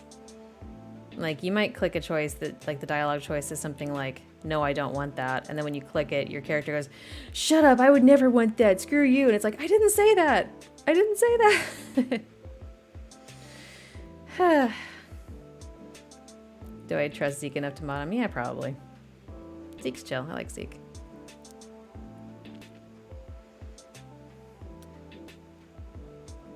Never got the 2 nights in Undertale. I didn't play Undertale, actually. I've seen it played, but I've never played it. And I tried to play it once for stream, and OBS would not capture it. It was like the game did not exist for OBS. It was weird. It was real, real weird. It was like, okay, well, what do I use to cry? No, not onions. What I do is I scroll back through the pictures of my phone till I see pictures of the dogs that died. And I think about them. And I remember them, and then I cry. Aren't you glad you asked? Don't ask questions you don't want answers to. And yes, I know that's method. Honestly, for me, method is just being lazy. I'd rather just do it for real than try to fake it. And that's why a lot of my characters I very much resonate with, because I write them to be very similar to myself. Like, not always. Like, Ceci is definitely more sassy than I am in real life. Elf Bandit is a lot more confident than I am in real life. You know, things like that. But they all have aspects of myself. Vampire Roommate is by far the closest to my actual self. Mostly laid back, but will absolutely kick ass if necessary. I do occasionally go into bad bitch mode, but it's never for myself. It's always for somebody else. Like, if somebody is struggling or if somebody needs a hand, I will absolutely go into bad bitch mode for that. And then I will turn it right back off because I don't like it. So, yeah. Never finished Undertale. Yeah, I really don't have a lot of interest. I've only recently gotten into Plants vs. Zombies, for Christ's sake, so. I've played a lot of, like, Club Penguin and Wizards 101 and the Pirates of the Caribbean online and things like that, so I kind of got lost in those worlds for years. Says he's kind of, well, Twitch streams, yeah. When I'm in Twitch streams, I tend to get frustrated by games, or sometimes I get very tired, but I will absolutely sass at a game if it's giving me shit, like 1000%. Because I am at the core a fairly competitive person, but I also know when to stop. Like, and Lupus has seen me do this. There'll be times when we'll be playing a game together, and as long as I have a chance to beat him, I will be super competitive. But the minute I realize that I no longer have a chance, I will immediately flip and start cheering him on. Because at that point, that's what I care about, is that he's gonna win. You know, that makes me happy. because both things can exist. I can want to win and also want people I care about to have a good time and win. You know, like both of those things can exist simultaneously. And once one of those has been eliminated, the other one becomes the focus. Easy. He thinks that's weird, or at least he has in the past, but I think that's normal. Mushrooms on pizza is gross. Mushrooms are one of those things I can't figure out why people started to eat, because in the wild they're so toxic, most of them. Like, who decided we're just gonna keep eating these until we find one that won't kill us? It's so fucking weird. Of course, there's a lot of things in the wild that I kind of wonder how we started eating them. My Risk of Rain 2 addiction. I haven't played Risk of Rain in a hot minute. Should probably get the band back together for that. It's always a fun one. Good times.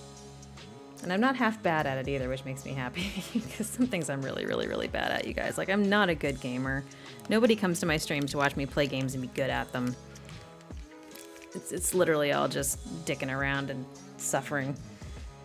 So, part of the reason why it's so hard for me to get lost in the fantasy, because I put so much of myself in the characters. I mean, for me, it's just about being able to play a character in an effective way. And as I'm writing the scripts, you know, obviously I'm going to write them to my own voice and to my own personality to a point. And I feel like, if anything, that makes it better for the listener, because I'm not acting as much. You know, I'm making it as much myself as I can. I'm making it as trying to lower the barrier to entry, I suppose, from an immersion standpoint. If that doesn't work, that's a bummer. But, you know, by and large, that's kind of my aim. So, you used to eat random mushrooms as a kid and you're still alive. Are you still alive, Magus? Are you? Magus, you died 5 years ago. It's time to let go.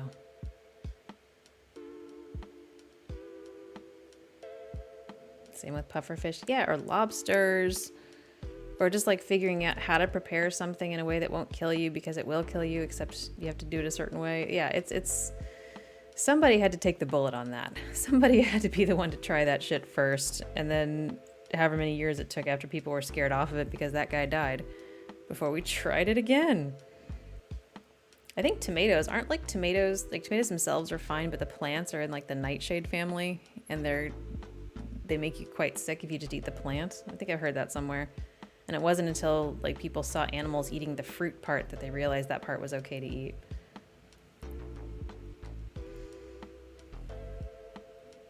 Desperate for food. Yeah, I mean, people will eat anything if they're desperate enough. But, yeah, I used to go morel hunting with my parents when I was growing up, when I was a kid in Illinois. They had some acreage and some woods. And, you know, once a year we'd go out with the baskets and gather morels. And morels are stupid expensive mushrooms, like stupid expensive. And we would just get baskets and baskets of them, and they'd always be like, make sure they're hollow all the way through, otherwise they're not really morels and they'll be dangerous. So we're like very carefully, like scientists, handling and studying every mushroom to make sure it's the right kind. Fucking mushrooms, man. How am I doing tonight? I'm doing okay. It's actually a Sunday morning here in Australia. And the weather's finally clearing off a little bit. It was looking kind of shady earlier, but I think we're doing okay. So, yeah. Lobsters are hiding delicious meat. They are. I actually eat a lot of artificial lobster meat, because there's a place, okay, the IGA down the street sells this like packaged artificial lobster meat, and it's like lump meat, you know? And it does taste like lobster, but the best part is the texture. Because usually like artificial crab and stuff, like the taste is fine, but the texture is a little off. This is like that same kind of stringiness that lobster meat has. They've like nailed it, and it's so good. And I'll have some days, especially when lupus is like an FT all day, I'll make that for lunch for myself. I'll just get like a little cup of melted butter and dip fake lobster meat in it. It's just so good. Like definitely a worthwhile lunch. The chef could poison you over mistake. Yeah. I mean, the sushi place we go to doesn't do the dangerous stuff. They don't do like puffer. We go to a sushi train place that's got like real Blade Runner vibes. I love it. But they don't do anything dangerous on the menu. I don't think. It's all very, very safe, straightforward stuff. Hey, Redwell. Pineapple mushroom? Aw. It's a shame that you don't have a soul. Oh, well. Nah, eat whatever the fuck you want on pizza. I'm not gonna yuck your yum. Unless what you're putting on pizza is like baby seals or something. In that case, yeah, I object. But, nah. Pizza's pizza. Do your thing. I have my opinions, you have yours. Why do my eyes keep closing on my model? I'm not closing my eyes. Weird. So yeah, let's see. What else did I want to talk about? Trying to think. I can't really think of much else. You have a soul, you're not a ginger. We'll see. We'll see when the day of reckoning comes. Yeah, Vampire Roommate hates mushrooms because I don't like mushrooms. Also, all of my characters have a Diet Coke addiction. At least the ones that have Diet Coke in their universes. For the same reason that I do. Speaking of which.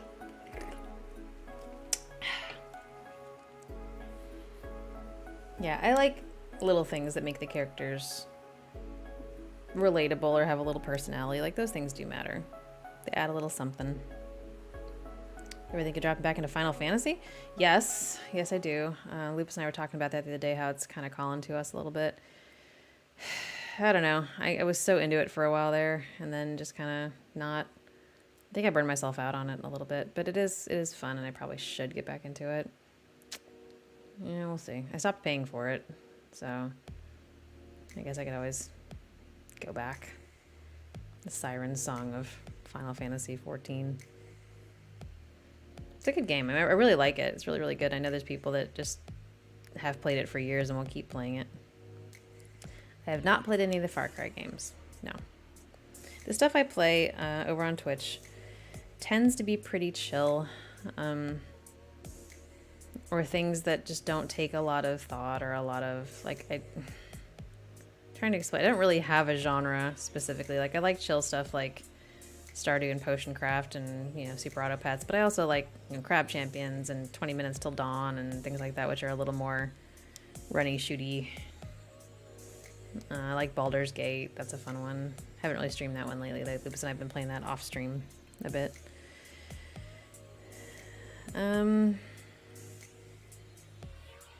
How expensive Adobe stock in USD? Like the Adobe stock photo library?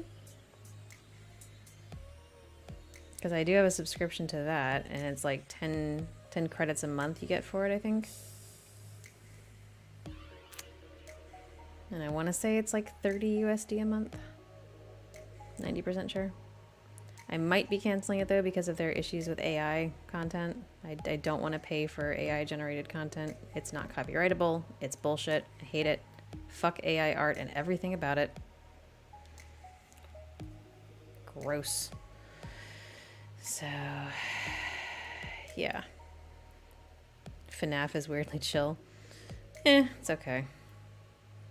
I honestly, FNAF to me is about the lore because the game did not play well for me. If you remember, it was really kind of jumpy and laggy and dumb. But FNAF lore, man, there's a rabbit hole. What is Baldur's Gate about? Baldur's Gate is kind of like D&D. It's very, very much like D&D. It's a turn-based, you know, exploring and battling and grabbing other characters to be in your party. And I made the mistake of starting my solo run as a cleric, which is the worst class by a mile to play as when you're starting a solo run.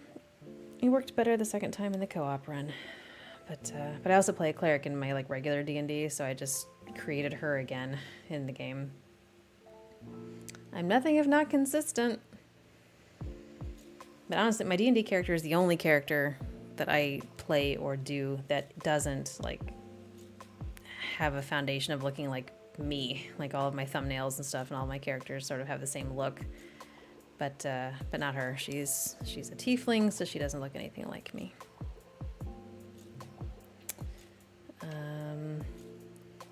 Oh my gosh, Poke Sega 64. What the hell? You okay?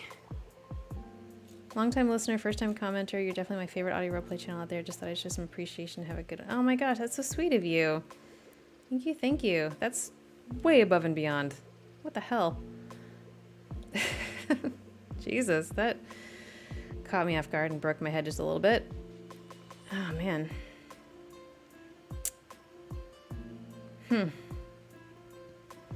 Okay. Not gonna get emotional. Not gonna cry. Thank you. I really appreciate that. I often thought about playing Final Fantasy XIV. The good thing about Final Fantasy XIV is you can play it for free for a pretty long time.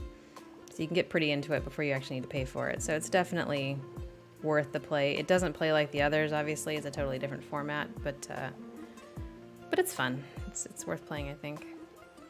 And an alternative to Adobe Stock, iStock Photo is pretty good. I used to use them a lot more. I haven't used them a lot lately, so I don't know what their current stance is with AI, but in the past they've been very good.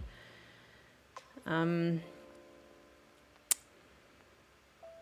also Wikimedia Commons, which is a very hit or miss library of Creative Commons art. Some of which, the way Creative Commons licensing works is there's a number with it, like Creative Commons 4, Creative Commons 3, Creative Commons 0. And the number dictates how much credit you need to give the initial creator. Like, you can still use it without paying for it, but you have to give a certain amount of credit, or you can't do any sort of transformative change to the work or whatever like that. Creative Commons 0 means public domain, means you can do whatever you want with it and you don't have to attribute the author, which is most of the sound effects that I get are Creative Commons 0, so that I can just use them. I don't have to worry about any sort of issues with that.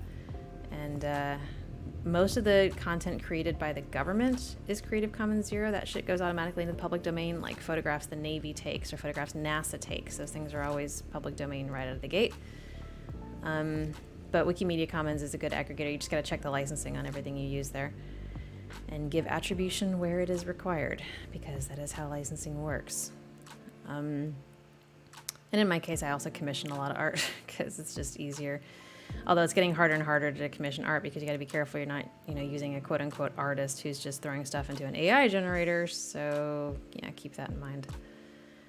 Try to look for somebody with a good portfolio and a really nice variety of work. And if suddenly they're doing something in a completely different style that's way above their previous talent level, maybe consider that they're not necessarily, unless they've just been working their asses off to get better, which is possible, watch for the red flags.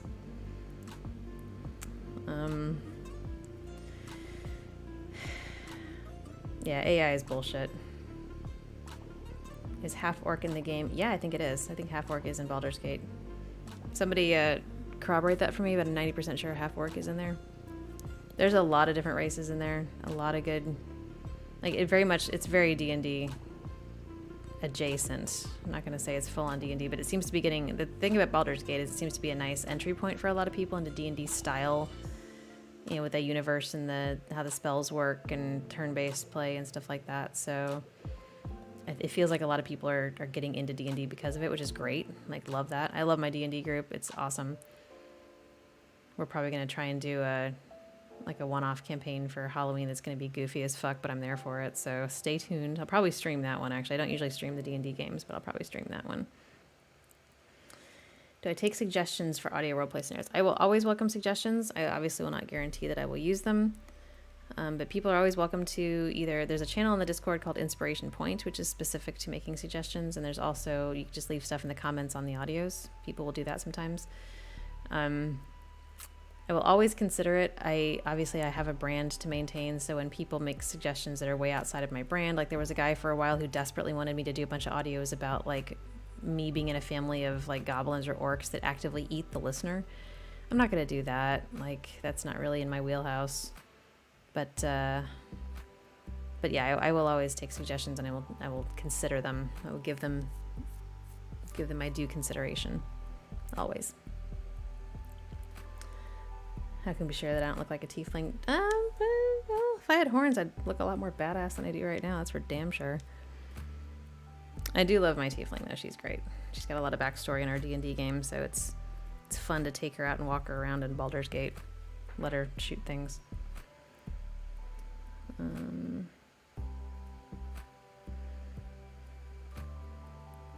Yeah, NASA's photo library has really cool stuff. And it is all public domain because it is government. So... No, someone's social media page with pictures on it is not public commons. Here's the thing. If a picture appears on the internet, it is not free. It is not free to use. It is not yours.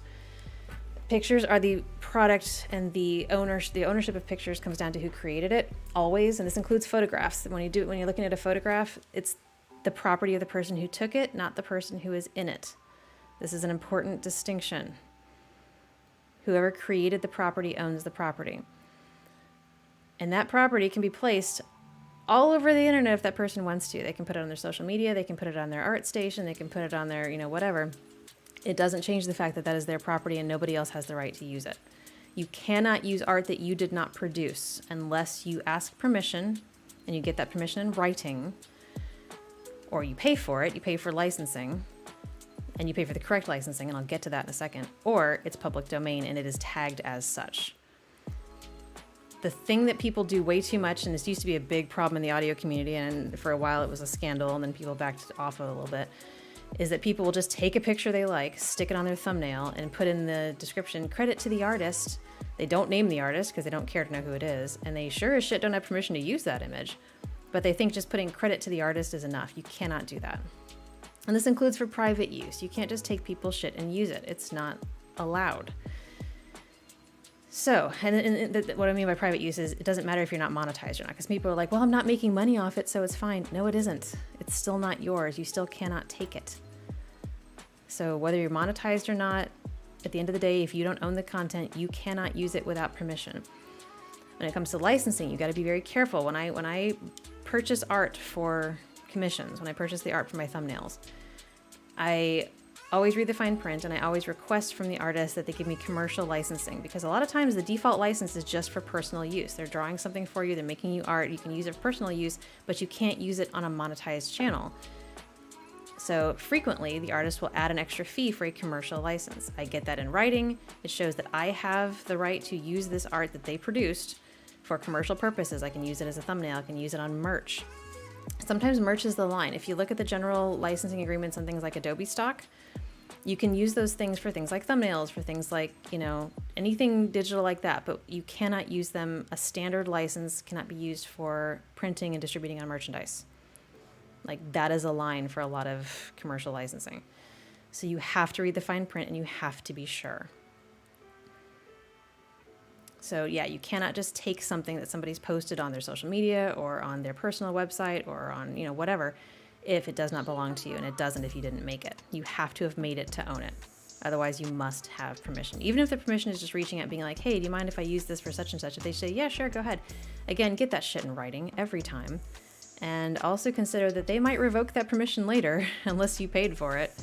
So that's important. And if they do revoke it, you fucking take that down. Because at the end of the day, you don't own it, and you never did. Unless you bought it, paid for it, and paid for the appropriate licensing. So, and this is a thing that really matters to me. Copyright, ownership, it's very important to me that intellectual property belongs to and is attributed to the correct owners. And that's why AI pisses me off so much. Because holy shit, you guys. Blah! Anyway. And I've had issues with people, trying to get around, like, basically trying to take my scripts and use them, because my scripts are private. I don't post them anywhere. But I've had people, like, listen to my audios and basically try to copy word for word just from listening to my audios and then post it as their own. And I got that shit taken down. I came to them and I was like, I know exactly what you're doing. Stop it. Like, that's not okay. You can't just take somebody else's story and tell it in your own voice and say that that's okay. It's not. And they tried to claim that they made up the story, but this guy had been my patron for a while. Like, he listened to my shit. I knew who he was. So, like, what the fuck? Like, you're not fooling anybody, man. And people were even saying in the comments, this sounds like one of Urban Nymph's stories. And he was like, wow, great minds think alike, huh? No, you're just taking it. Stop it. So, yeah. Fair use, the way fair use works. I'm not going to get it. I just did this the other day on the recast. I just got into the fair use thing. But basically, fair use is about using it. You can use copyrighted works to a point, but it's for things like education, review, criticism. You only use the bare minimum that you have to use to make your point. You still want to get permission if you can, and monetization doesn't matter. It doesn't matter if you're making money off of it or not. And also being sufficiently transformative, which is why creators, and I use that term loosely, like XQC are in hot water right now because they're not sufficiently transforming the content that they are taking. They're taking people's videos, they're showing them in their entirety, they're not even commenting on them, they're just watching them with their viewers, which is not sufficiently transformative. And therefore, they're basically just stealing content and reposting it. And then the original creators do not get any of that traffic or any of that, revenue for it. That's theft. That's just theft. You can't do that. Reaction videos, in my opinion, are actually pretty lazy anyway, but when you're not even reacting and you're just showing something in its entirety, that's bullshit. Now, if you get like a therapist or something who's reacting to Twilight and they're just using clips from the movie to illustrate their point and they're talking a lot and they're describing like the therapy side of things, that's fair use. They're being sufficiently transformative, they're applying their expertise to the situation to do a critique and a review. That's how fair use works. They don't have to get permission to do that because that is protected. Fair use is a hairy topic, but by and large, you always want to err on the side of getting permission and paying for licensing. Please, I beg. Okay, sorry, I'll get down off the soapbox and go back to the chat. And yeah. Goblin audio, interesting. Yeah, fair use is, again, I just talked about that. But yes, there are, and the laws do vary by country, but by and large, you have to be very, very careful with fair use because it must be sufficiently transformative and also use the bare minimum for what you're trying to do. You can't, like I said, you can't just like show a movie on Twitch and have it be fair use. Like you can't do that. That's not okay. So please, please, please err on the side of permission and licensing. The listener is a werewolf who just triggered their werewolf condition, has no control. Are you familiar with my werewolf boyfriend one? Because, yeah, I gotten requests for werewolf content in the past. I don't ever want to play a werewolf. That's kind of one of the things where my lines are. I don't feel comfortable playing a werewolf. It doesn't feel right to me. But I did a series. It actually exists in the Vampire universe, Vampire Roommate universe. They're friends as couples. They're friends with each other. And the listener is the werewolf, and my character is just the human girlfriend. And the first one of that was actually, I really enjoyed that one. It was a fun one for me. But, and then I did a few more after that. So yeah, Werewolf Boyfriend is, I can't remember exactly what the audio is called, but it might be Werewolf Boyfriend. But they do exist. Sorry for setting me up. It's fine. I honestly appreciate people asking questions like that because it really helps to educate on topics like fair use and copyright, because there are so many people who genuinely believe, they're not trying to be shitty. They just genuinely believe that if something exists on the internet, they can just take it and use it. And that's so far from the truth. And it just bugs me that people think that. But like, I guess because it's there and because it's so easy to just, right click and save, that they think it's fine. And I'm more than happy to disabuse people of that notion.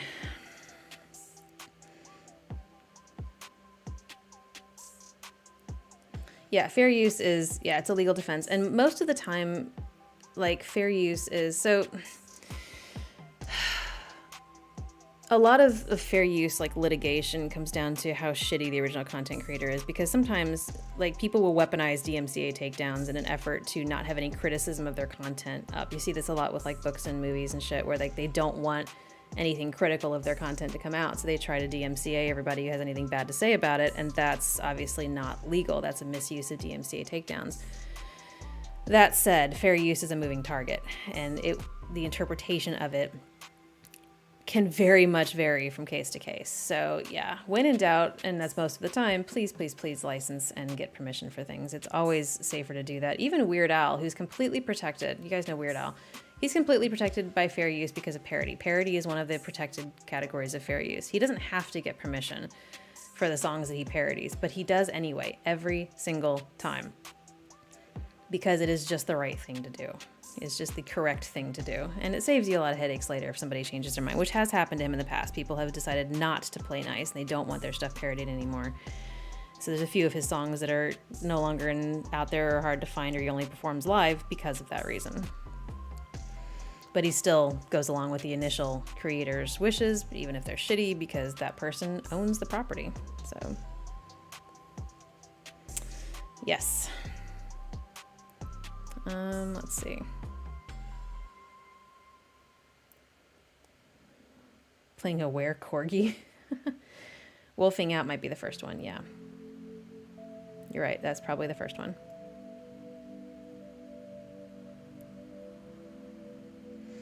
Okay. Yes. Wow, that was a rant, but you guys, like, if you've been around me at all for any length of time, you know how I go off on things like intellectual property and copyright. Those things matter a great deal to me, because when you're a creator, you don't want anybody just taking your shit. You don't want anybody reposting your shit in other places, or God forbid monetizing it. Like, that's just, it's a gross feeling. And if you work hard to make stuff, you don't want people just taking it. And that's one of the things that bugs me so much about AI, is people not just taking it, but trying to claim that they've made something by feeding a bunch of prompts into a machine and being like, create for me. And it's like, you didn't make a damn thing. And I have nothing but respect for artists. Like, I took art in high school. I wasn't very good at it. I can half-ass sketch things, but I know I'm terrible. If I worked harder at it, I could probably be better. If I sat and spent like an hour every day with a pencil and paper, I would definitely get better, because that's how it works. You get better by practicing at it. I don't want to spend my time doing that, so I recognize that I will always be a shitty artist, and I have mad respect for people who do spend their time doing that, and I will pay them handsomely for their work, because they deserve it. They did the work. They put in the hours. They worked their asses off to get to that point. So by God, we compensate that around here. We stand people that put their hearts into their work and work their asses off.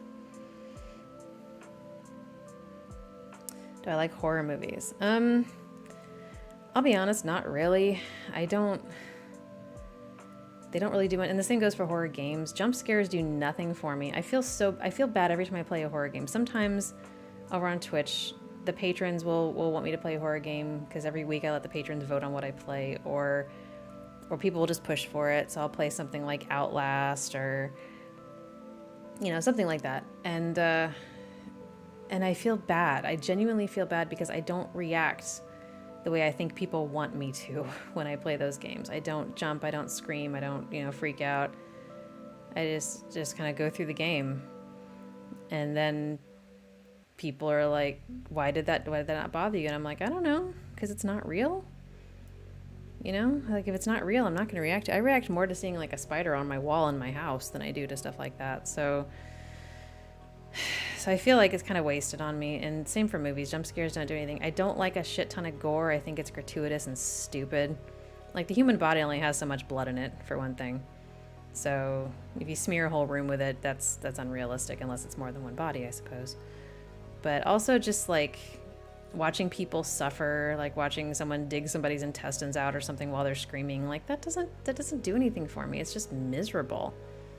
It's just gross and miserable, and I'm just bleh about it. Like, I get nothing out of that. I don't get an adrenaline rush. I don't get any sort of enjoyment. It's just sort of a, why am I sitting here watching torture porn? Like, yeah, it does nothing for me. Psychological thrillers occasionally I can enjoy. Sometimes those are fun. But yeah, horror for horror's sake doesn't really do much for me. I don't get scared. I don't get any sort of high off it. So it's just kind of bleh. Which is kind of a bummer, I realize. But you like how I don't react to jump scares? Really? Because I remember Muff getting real frustrated with me. She was like, why didn't that get you? I don't know. I'm sorry. I'm really sorry. What's your favorite part of spooky season? Ooh, well, now that I'm in Australia, like last Halloween was my first Halloween in Australia. And I kind of loved it, because our neighborhood actually does Halloween, which a lot of them don't, because it's still kind of a new thing here. Like, a lot of people don't do Halloween, and a lot of people kind of resent the fact that it's an American thing, so they don't want to do it. But we had a lot of trick-or-treaters, and that was really fun. We got to decorate. I got to carve a pumpkin, and people lost their shit over my carved pumpkin, because people don't do that here for some reason. Like, I carved a pumpkin, and it was the only one in the neighborhood. So, like, right now, my favorite thing about spooky season is, like, introducing Australian children to the notion of carved pumpkins and, like, hopefully full-size candy bars. If I can pull that off this year, I'd love to do that. Because, like, it's Halloween, man. Like, welcome. Like some aspects of American culture should invade other countries and make merry, because it's fun. It's fun to dress up and go beg neighbors for candy. I love it.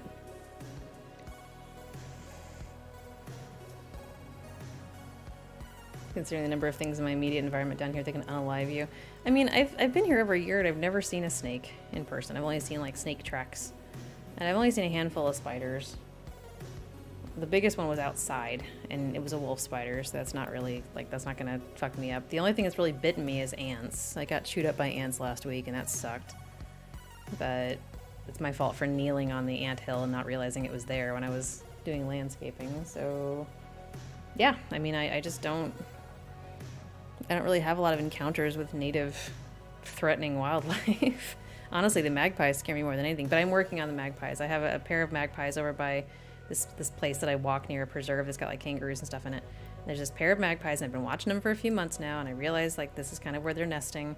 And right now it's the swooping season. Right now is the time they're going to start swooping people. So I've been going over there with mealworms and talking to them and giving them mealworms, and I'm hoping that they start to associate me with friend.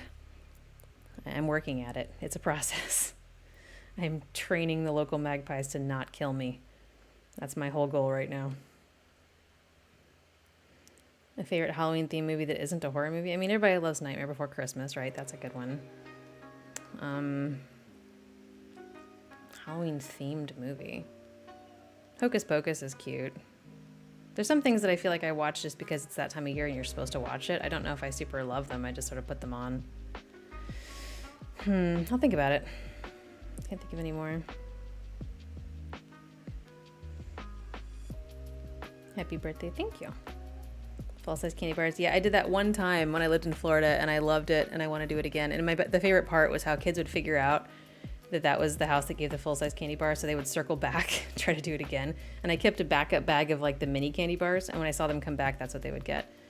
Because like, I remember you. I remember costumes. I remember faces. And one time the kid actually tried, I think, because I did this like 2 years. The kid actually took off his costume on his second pass, trying to pretend like it wasn't him. But I remembered like the thing he was carrying his candy in, like that was the thing that I noticed. So like, nice try, kid. But I think he came back like 3 or 4 times, like trying his best. It's like, buddy, if you just spent that much effort at other houses, you'd get the equivalent of another full-size bar in like 3 or 4 houses. So just, you know, redirect your energy, my friend.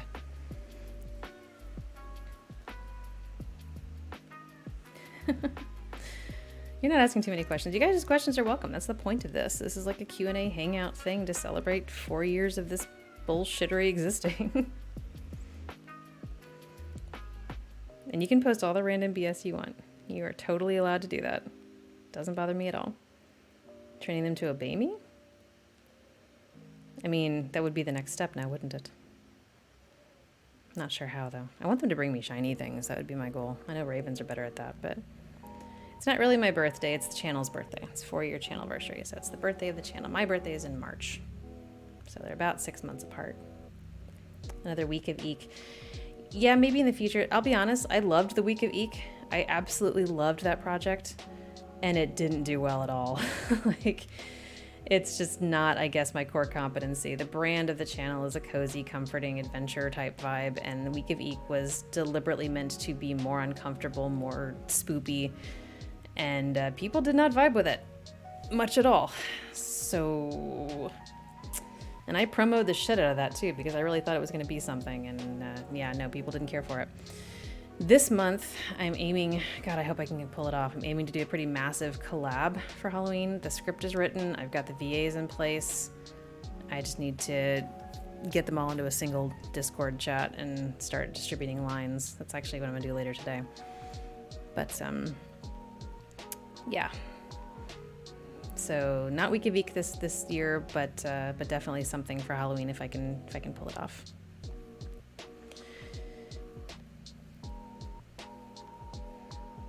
You loved that whole set of audios. Thank you.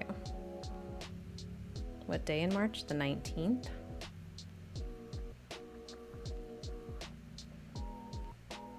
The older spoopy ones are more uncomfortable? Oh, you mean like the demon that eats you and stuff like that? Yeah, some of those, that was, again, the first month that the channel existed before I'd really found my footing and my brand, and was going hard into spoopy month, which I guess I could have continued, but I wasn't super comfortable with it, I'll be honest. I don't like making things that make people shudder or cringe or be afraid or be uncomfortable. I want the media that I produce to have you walk away feeling a little better than you did at the start, you know? Because that's how I like my media to be. When I watch movies or shows or read books or whatever, I want to finish it in a slightly better place than I was when I started. I want it to end on a positive note, even if it's not a super happy ending, just some hope, some optimism. Give me that. The world sucks, so our escapism really shouldn't make us feel worse. At least that's my opinion of it. Do I watch anime? Yeah, I do. I watch a lot of anime. I have for years. And I have a lot of favorites. All right, I'll very, very lightly touch on some of my favorites. Hang on one second. I actually have a list. It's not a complete list, but I do have a list. Not a Mal list because I'm not a total weeb, but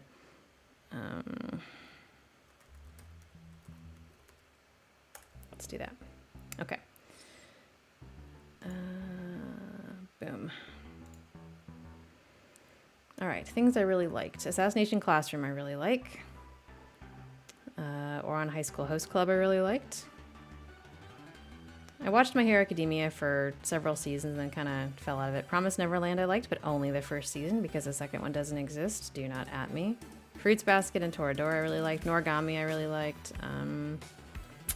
Tried to get into Rising of the Shield Hero. Couldn't get past all the weird... Ugh, yeah, it was uncomfortable as fuck. Zombieland Saga is pretty good. Kaguya-sama Love is War. Love that one. Demon Slayer I liked up until like the end of the first season, and then I couldn't really... Meh. What else? What else? Some of these I don't remember very well, but Cells at Work was good. Vampire Dies in No Time was good the first season. Sleepy Princess and the Demon Castle was good and really kind of fucked up, but in a good way. Kind of like Spy X Family the first season. That was pretty good. Love After World Domination was pretty good. Shadow House I really liked, actually. Bocchi the Rock, just because I liked how they portrayed anxiety. Buddy Daddies was good, of course. Currently watching Zom 100, which is really, really good, but it's on hiatus right now. And Magical Girl Ore, which is terrible, but so bad it's good. And I'm rewatching Fruits Basket. And what else? Haikyuu. Haikyuu's really good. Liked Haikyuu. And Kuroko no Basket, but Haikyuu's a little bit better, I think. Mobile Suit Gundam Iron Blooded Orphans. That's a good one. Sad, though, so bring your tissues.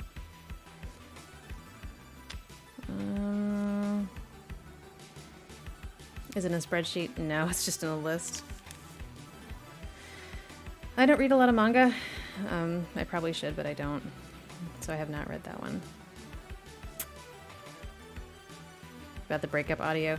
Yeah, the breakup audio, obviously they're not all going to be positive, but the point of the breakup audio, I think, was to try and give some hope at the end of a negative situation. Like, not everything is going to be sunshine and roses in people's lives. We're all going to have shit we're going through. We're all going to have rough days and sometimes bad breakups and stuff like that. I wanted it to be I wanted it to illustrate a healthy breakup.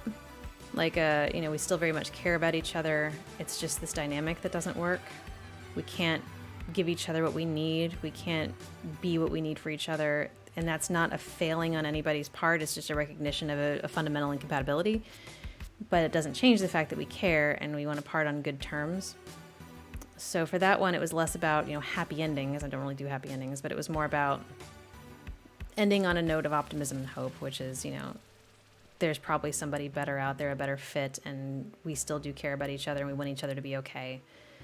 So healthy relationship modeling in a more negative context, but still important, I think, because that's how breakups really should go. If you're with somebody, unless the other person is horrifically abusive and you just need to get the fuck out. If you're with somebody and you just sort of get to that point of fundamental incompatibility, it doesn't hurt to acknowledge that there were things you cared about in this person in the first place. Like, ideally you get to this point before you get to the resentment point and the contempt point, which, you know, ultimately you do end up at if you're in that place. But, you know, there's reasons why you were with this person. There's reasons why you fit together in certain ways for so long, and those things deserve to be acknowledged. And even if they're not enough to keep the relationship going, it's not that you didn't learn and grow and have a good time along the way, you know. So that was the point.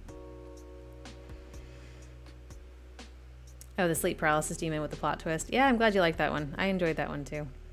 I love plot twists. I have way too much fun with them. I need to do less of them because I feel like I fuck with people a lot. But, yeah. Let's see. Way of the House Husband. Yeah, that's pretty good.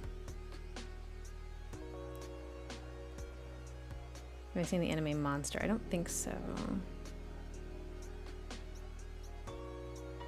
Original Try Again? No.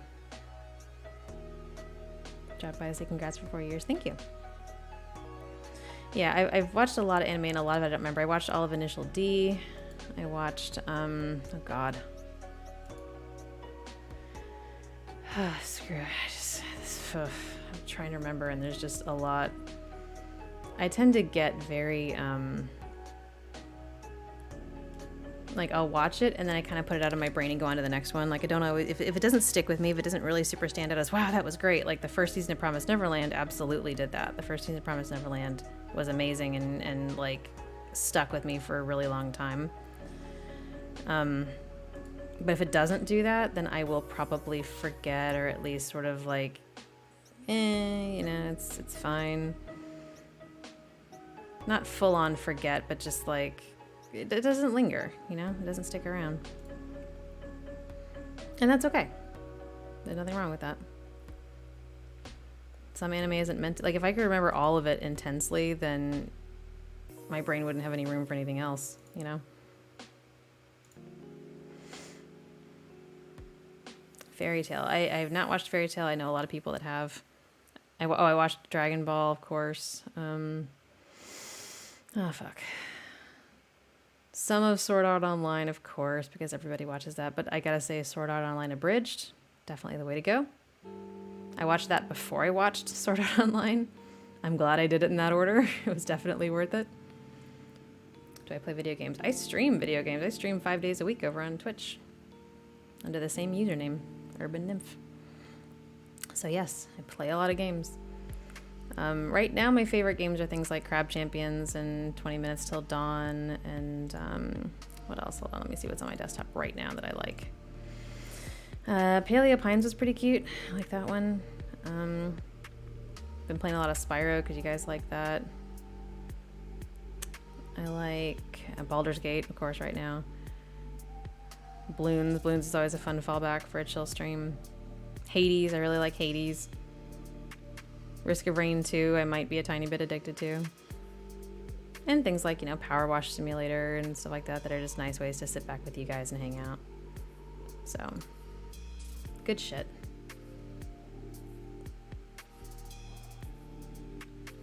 Robotech, or I don't know what those are, I'm sorry.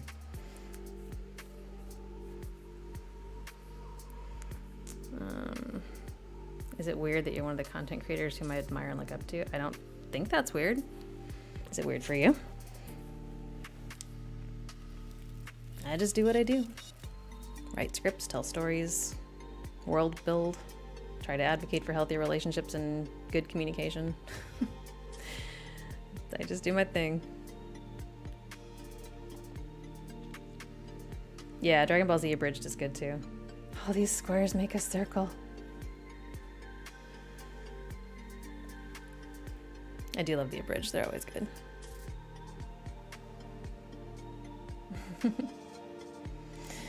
God, I should probably wrap up. We've been at this for a bit. This has been a good time though.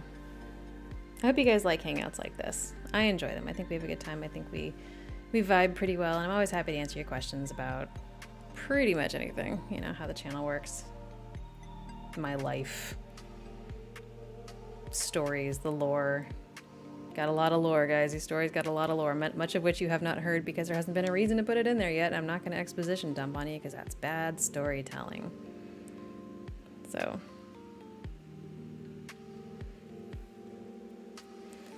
yeah.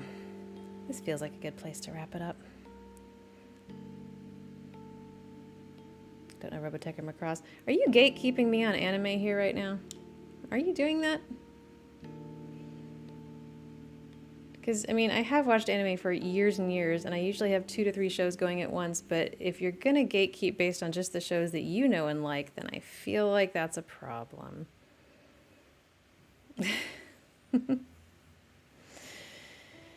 You're having fun? Good. I'm glad. Don't forget my iron. Yes, I will take my iron. I need to do that. I had a granola bar this morning, and that's it so far, so I do need to take my iron.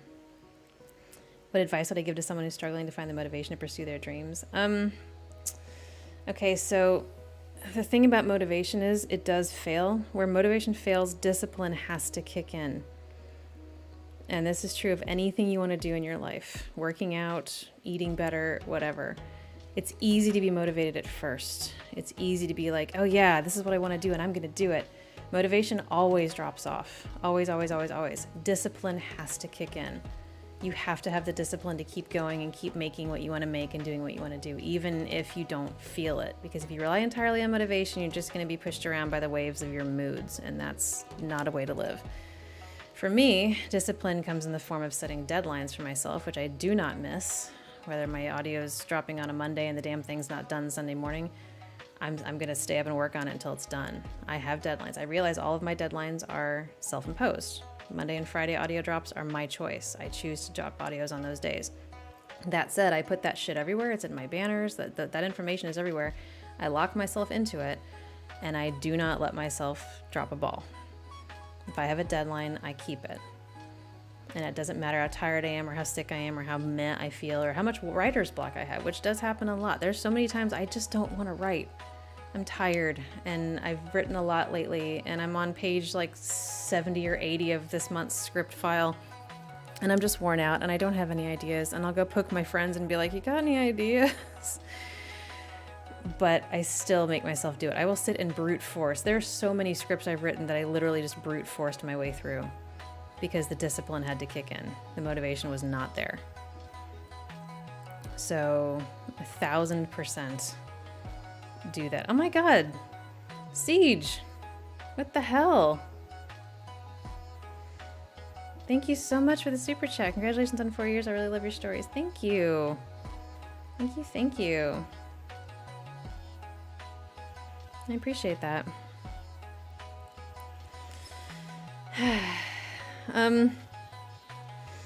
So yeah, that's my number one piece of advice if you're having trouble. If you have dreams and you're struggling to get to them, you just have to basically set yourself these goals, set yourself this discipline, these parameters of work. Maybe set yourself like an hour a day that you're not allowed to do anything else but that, or something like that, and just make yourself do it. It's not fun. As much as I love this work, and I love this work. I love that this is what I get to do for you guys. Some days it is excruciating. Some days writing is like pulling my skin off because I can't find the words. I can't find the story. It's just forcing myself into it. But I will get there in the end. And the best part is a lot of the times you guys can't tell. You can't tell which scripts I brute forced. Because in the end, I'm still doing pretty good work. Even if it's not my best work, it's still pretty good. And that's what I would say. Just keep at it. Even if it's not your best work, it's still pretty good. And it also gets back to that practice thing. If you discipline yourself into practicing something every day, you're going to get better whether you want to or not. Because your goal is not to do something until you get it right. Your goal is to do something until you cannot get it wrong. That should be your goal when you're practicing stuff, when you're trying to get good. Get to that point where you're just incapable of doing a bad job because you have disciplined yourself into that space. Now, at that point, if it's not fun anymore, that's kind of up to you if you decide you want to keep doing it. I'm still enjoying this work. Most of the time, I still enjoy it. There's rough days, but most of the time, I still enjoy it. If I didn't, I wouldn't do it. You know, that's basically what it comes down to. So, discipline. Cannot stress it enough. Make yourself a schedule, make yourself lists, and stick to it.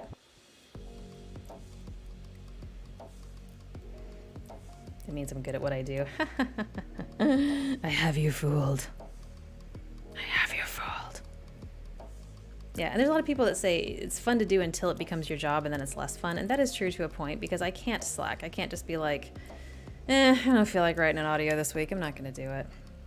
You know, I can't do that. The times I've missed audios were either because I legitimately like took off the time. I took off a few weeks last April, like a year ago April, and specifically did not do anything during this couple of weeks because I was completely burned out and needed a break.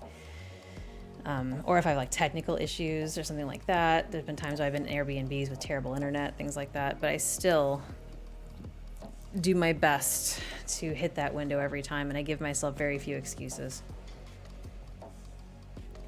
So yeah, it's not as fun as if it was just a hobby. But if it was just a hobby, I wouldn't be doing it so much. I wouldn't be working so hard at it. I wouldn't be getting better, you know, because doing it makes me better. So if it's really something you want to do, treat it like something that matters. Because we're always going to make time for the things that matter, right? Like if you say things like, oh, it's too hard to work out, I just don't have time to exercise. More often than not, that just means you don't want to spend your free time doing that. You want to spend your free time doing something else. And that's fine. Everybody's got choices to make. Everybody's got to prioritize what they're into. But we make those choices. You know, we make room in our life for the things that matter. And if something doesn't matter as much as something else, we don't make room for it. We make room for, I'm tired, I'm going to take a nap instead, or something like that. And that's important. Don't get me wrong. Self-care is important, and you have to look after yourself. But at the end of the day, if something matters enough, you find the time. You make the time.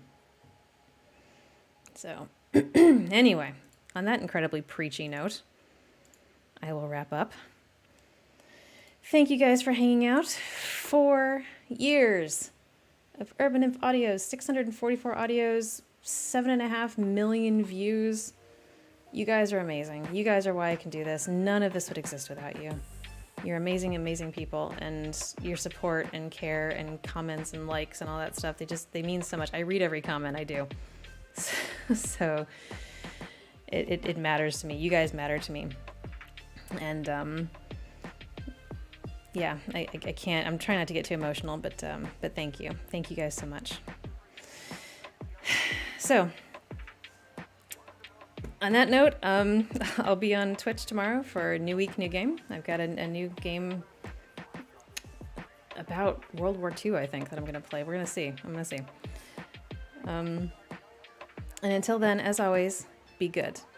I'll talk to you soon.